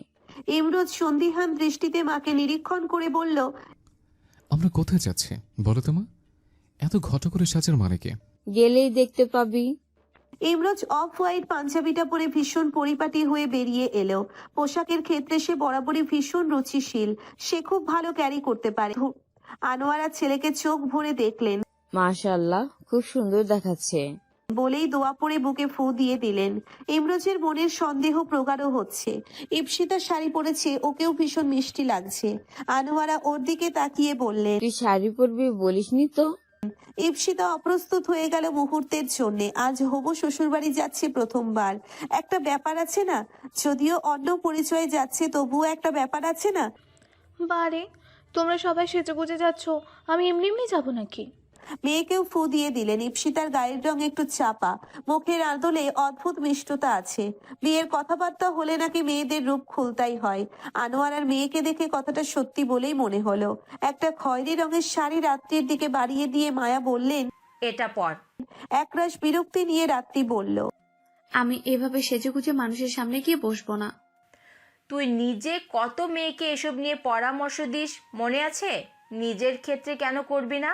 আচ্ছা, আজ পর না, দেখা কর। দরকার হলে তোর গোয়েন্দা লাগিয়ে দিবি ছেলের পেছনে। আমরা না জেনে শুনে তোর বিয়ে দেব নাকি? রাত্রি শাড়িটা পরে নিল। এখন আর অমত করলো না। ওকে ছেলের সাথে কথা বলতে হবে, সেই সুযোগের অপেক্ষায় থাকলো। মায়া নিজে রাত্রির চুল আঁচড়ে দিলেন। উৎপলও আজ বেশ পরিপাটি হয়ে আছে। আজ প্রথমবার ইপসিতা আসছে বাড়িতে। ওর পুরো পরিবার আসছে। কিছুটা নার্ভাস লাগছে। ওদের মিশন বিবাহের একটা ভীষণ গুরুত্বপূর্ণ দিন। রাত্রি আর ইমরোজ মুখোমুখি হলে কি হবে সেটা ভাবতেই আতঙ্কিত হয়ে যাচ্ছে। অবশেষে মাহেন্দ্রক্ষণ উপস্থিত হলো। ওরা বাসায় এসে পড়েছে। বাসায় ঢোকার আগে আনোয়ারা ছেলেকে বললে, ইমু, আদরের সাথে থাকবি, কোনো হুজ্জতি করবি না, আমার নাক কাটবি না। আমি হজ্জতি করতে যাব কোন দুঃখে? তোর বিয়ের জন্য কথা বলতে এসেছি, সেই দুঃখে করতেও পারছি না। বলতেই বলতেই দরজা খুলে গেল। ইমরোজ প্রতিক্রিয়া দেখাবার সময় পেল না। তার আগেই মা ওর হাত ধরে বললেন, আয় ইমরোজ। ইমরোজ খানিকটা আন্দাজ করতে পেরেছিল এমন কিছুই হতে পারে। তবুও বিস্ময়ের ধাক্কাটা ভালোই লেগেছে। ওরা এসে পরিপাটি বসার ঘরে বসলো। উষ্ণ অভ্যর্থনা পেয়েছে। ভেতরে ভেতরে গজগজ করলেও প্রকাশ করতে পারছে না ইমরোজ। কিছুক্ষণ কথাবার্তা চালানোর পরে কোণের ডাক পড়লো। ইমরোজ মুঠোফোনে চোখ বুজে ফেসবুকের নিউজ ফিড চেক করছিল। বেশিরভাগই অপ্রয়োজনীয় পোস্ট, তবুও সমস্ত মনোযোগ তাতে নিবদ্ধ রাখার চেষ্টা করছে। রাত্রিও প্রথমে ওকে খেয়াল করেনি, উল্টো দিকে থেকে এসেছে সে। ওকে বসানো হয়েছে ইমরোজের মুখোমুখি। আনোয়ারা সন্তর্পণে ছেলেকে খোঁচা দিয়ে ফিসফিস করে বললেন, সামনে তাকা হাদা। এই বয়সে এসে মায়ের কাছে এহেন উপমা পেয়ে নিজের মান সম্মান রক্ষার্থে সামনে তাকিয়ে যা দেখলো, এত বড় বিস্ময় ওর এত বছরের জীবনে আবির্ভূত হয়নি কোনোদিন দুঃস্বপ্নেও। রাত্রিও একই সময়ে তাকিয়েছে। ওর মনে হলো আনোয়ারা ম্যামের হয়তো আর একটা ছেলে আছে, কিন্তু সেটা তো সম্ভব না। ওর স্মৃতিশক্তি বলছে ইপসিতার বায়োডাটায় সে স্পষ্ট পড়েছে ওর একটা মাত্র ভাই আছে। শেষ পর্যন্ত এই পায়ে পা বাঁধিয়ে ঝগড়া বাঁধানো ছেলে। পৃথিবীতে ছেলের এত আকাল পড়েছে নাকি? আমার বাসায় আমি থাকবো না তো কে থাকবে? আপনি? একটা প্রশ্নের উত্তর দেবার ছিরি নেই। গোটা বিশ্ব ব্রহ্মাণ্ড ঘুরে মায়ের এই মেয়েটাকেই পছন্দ হলো। আল্লাহ রক্ষা করো। উৎপল সবে মুগ্ধতা নিয়ে ইপসিতার দিকে তাকিয়েছিল, উল্টো দিক থেকে লাজুক দৃষ্টি উপভোগ করছিল। সেই মুহূর্তেই প্রলয়ের পূর্বাভাসে ওরা দুজনেই প্রমাদ গুনল।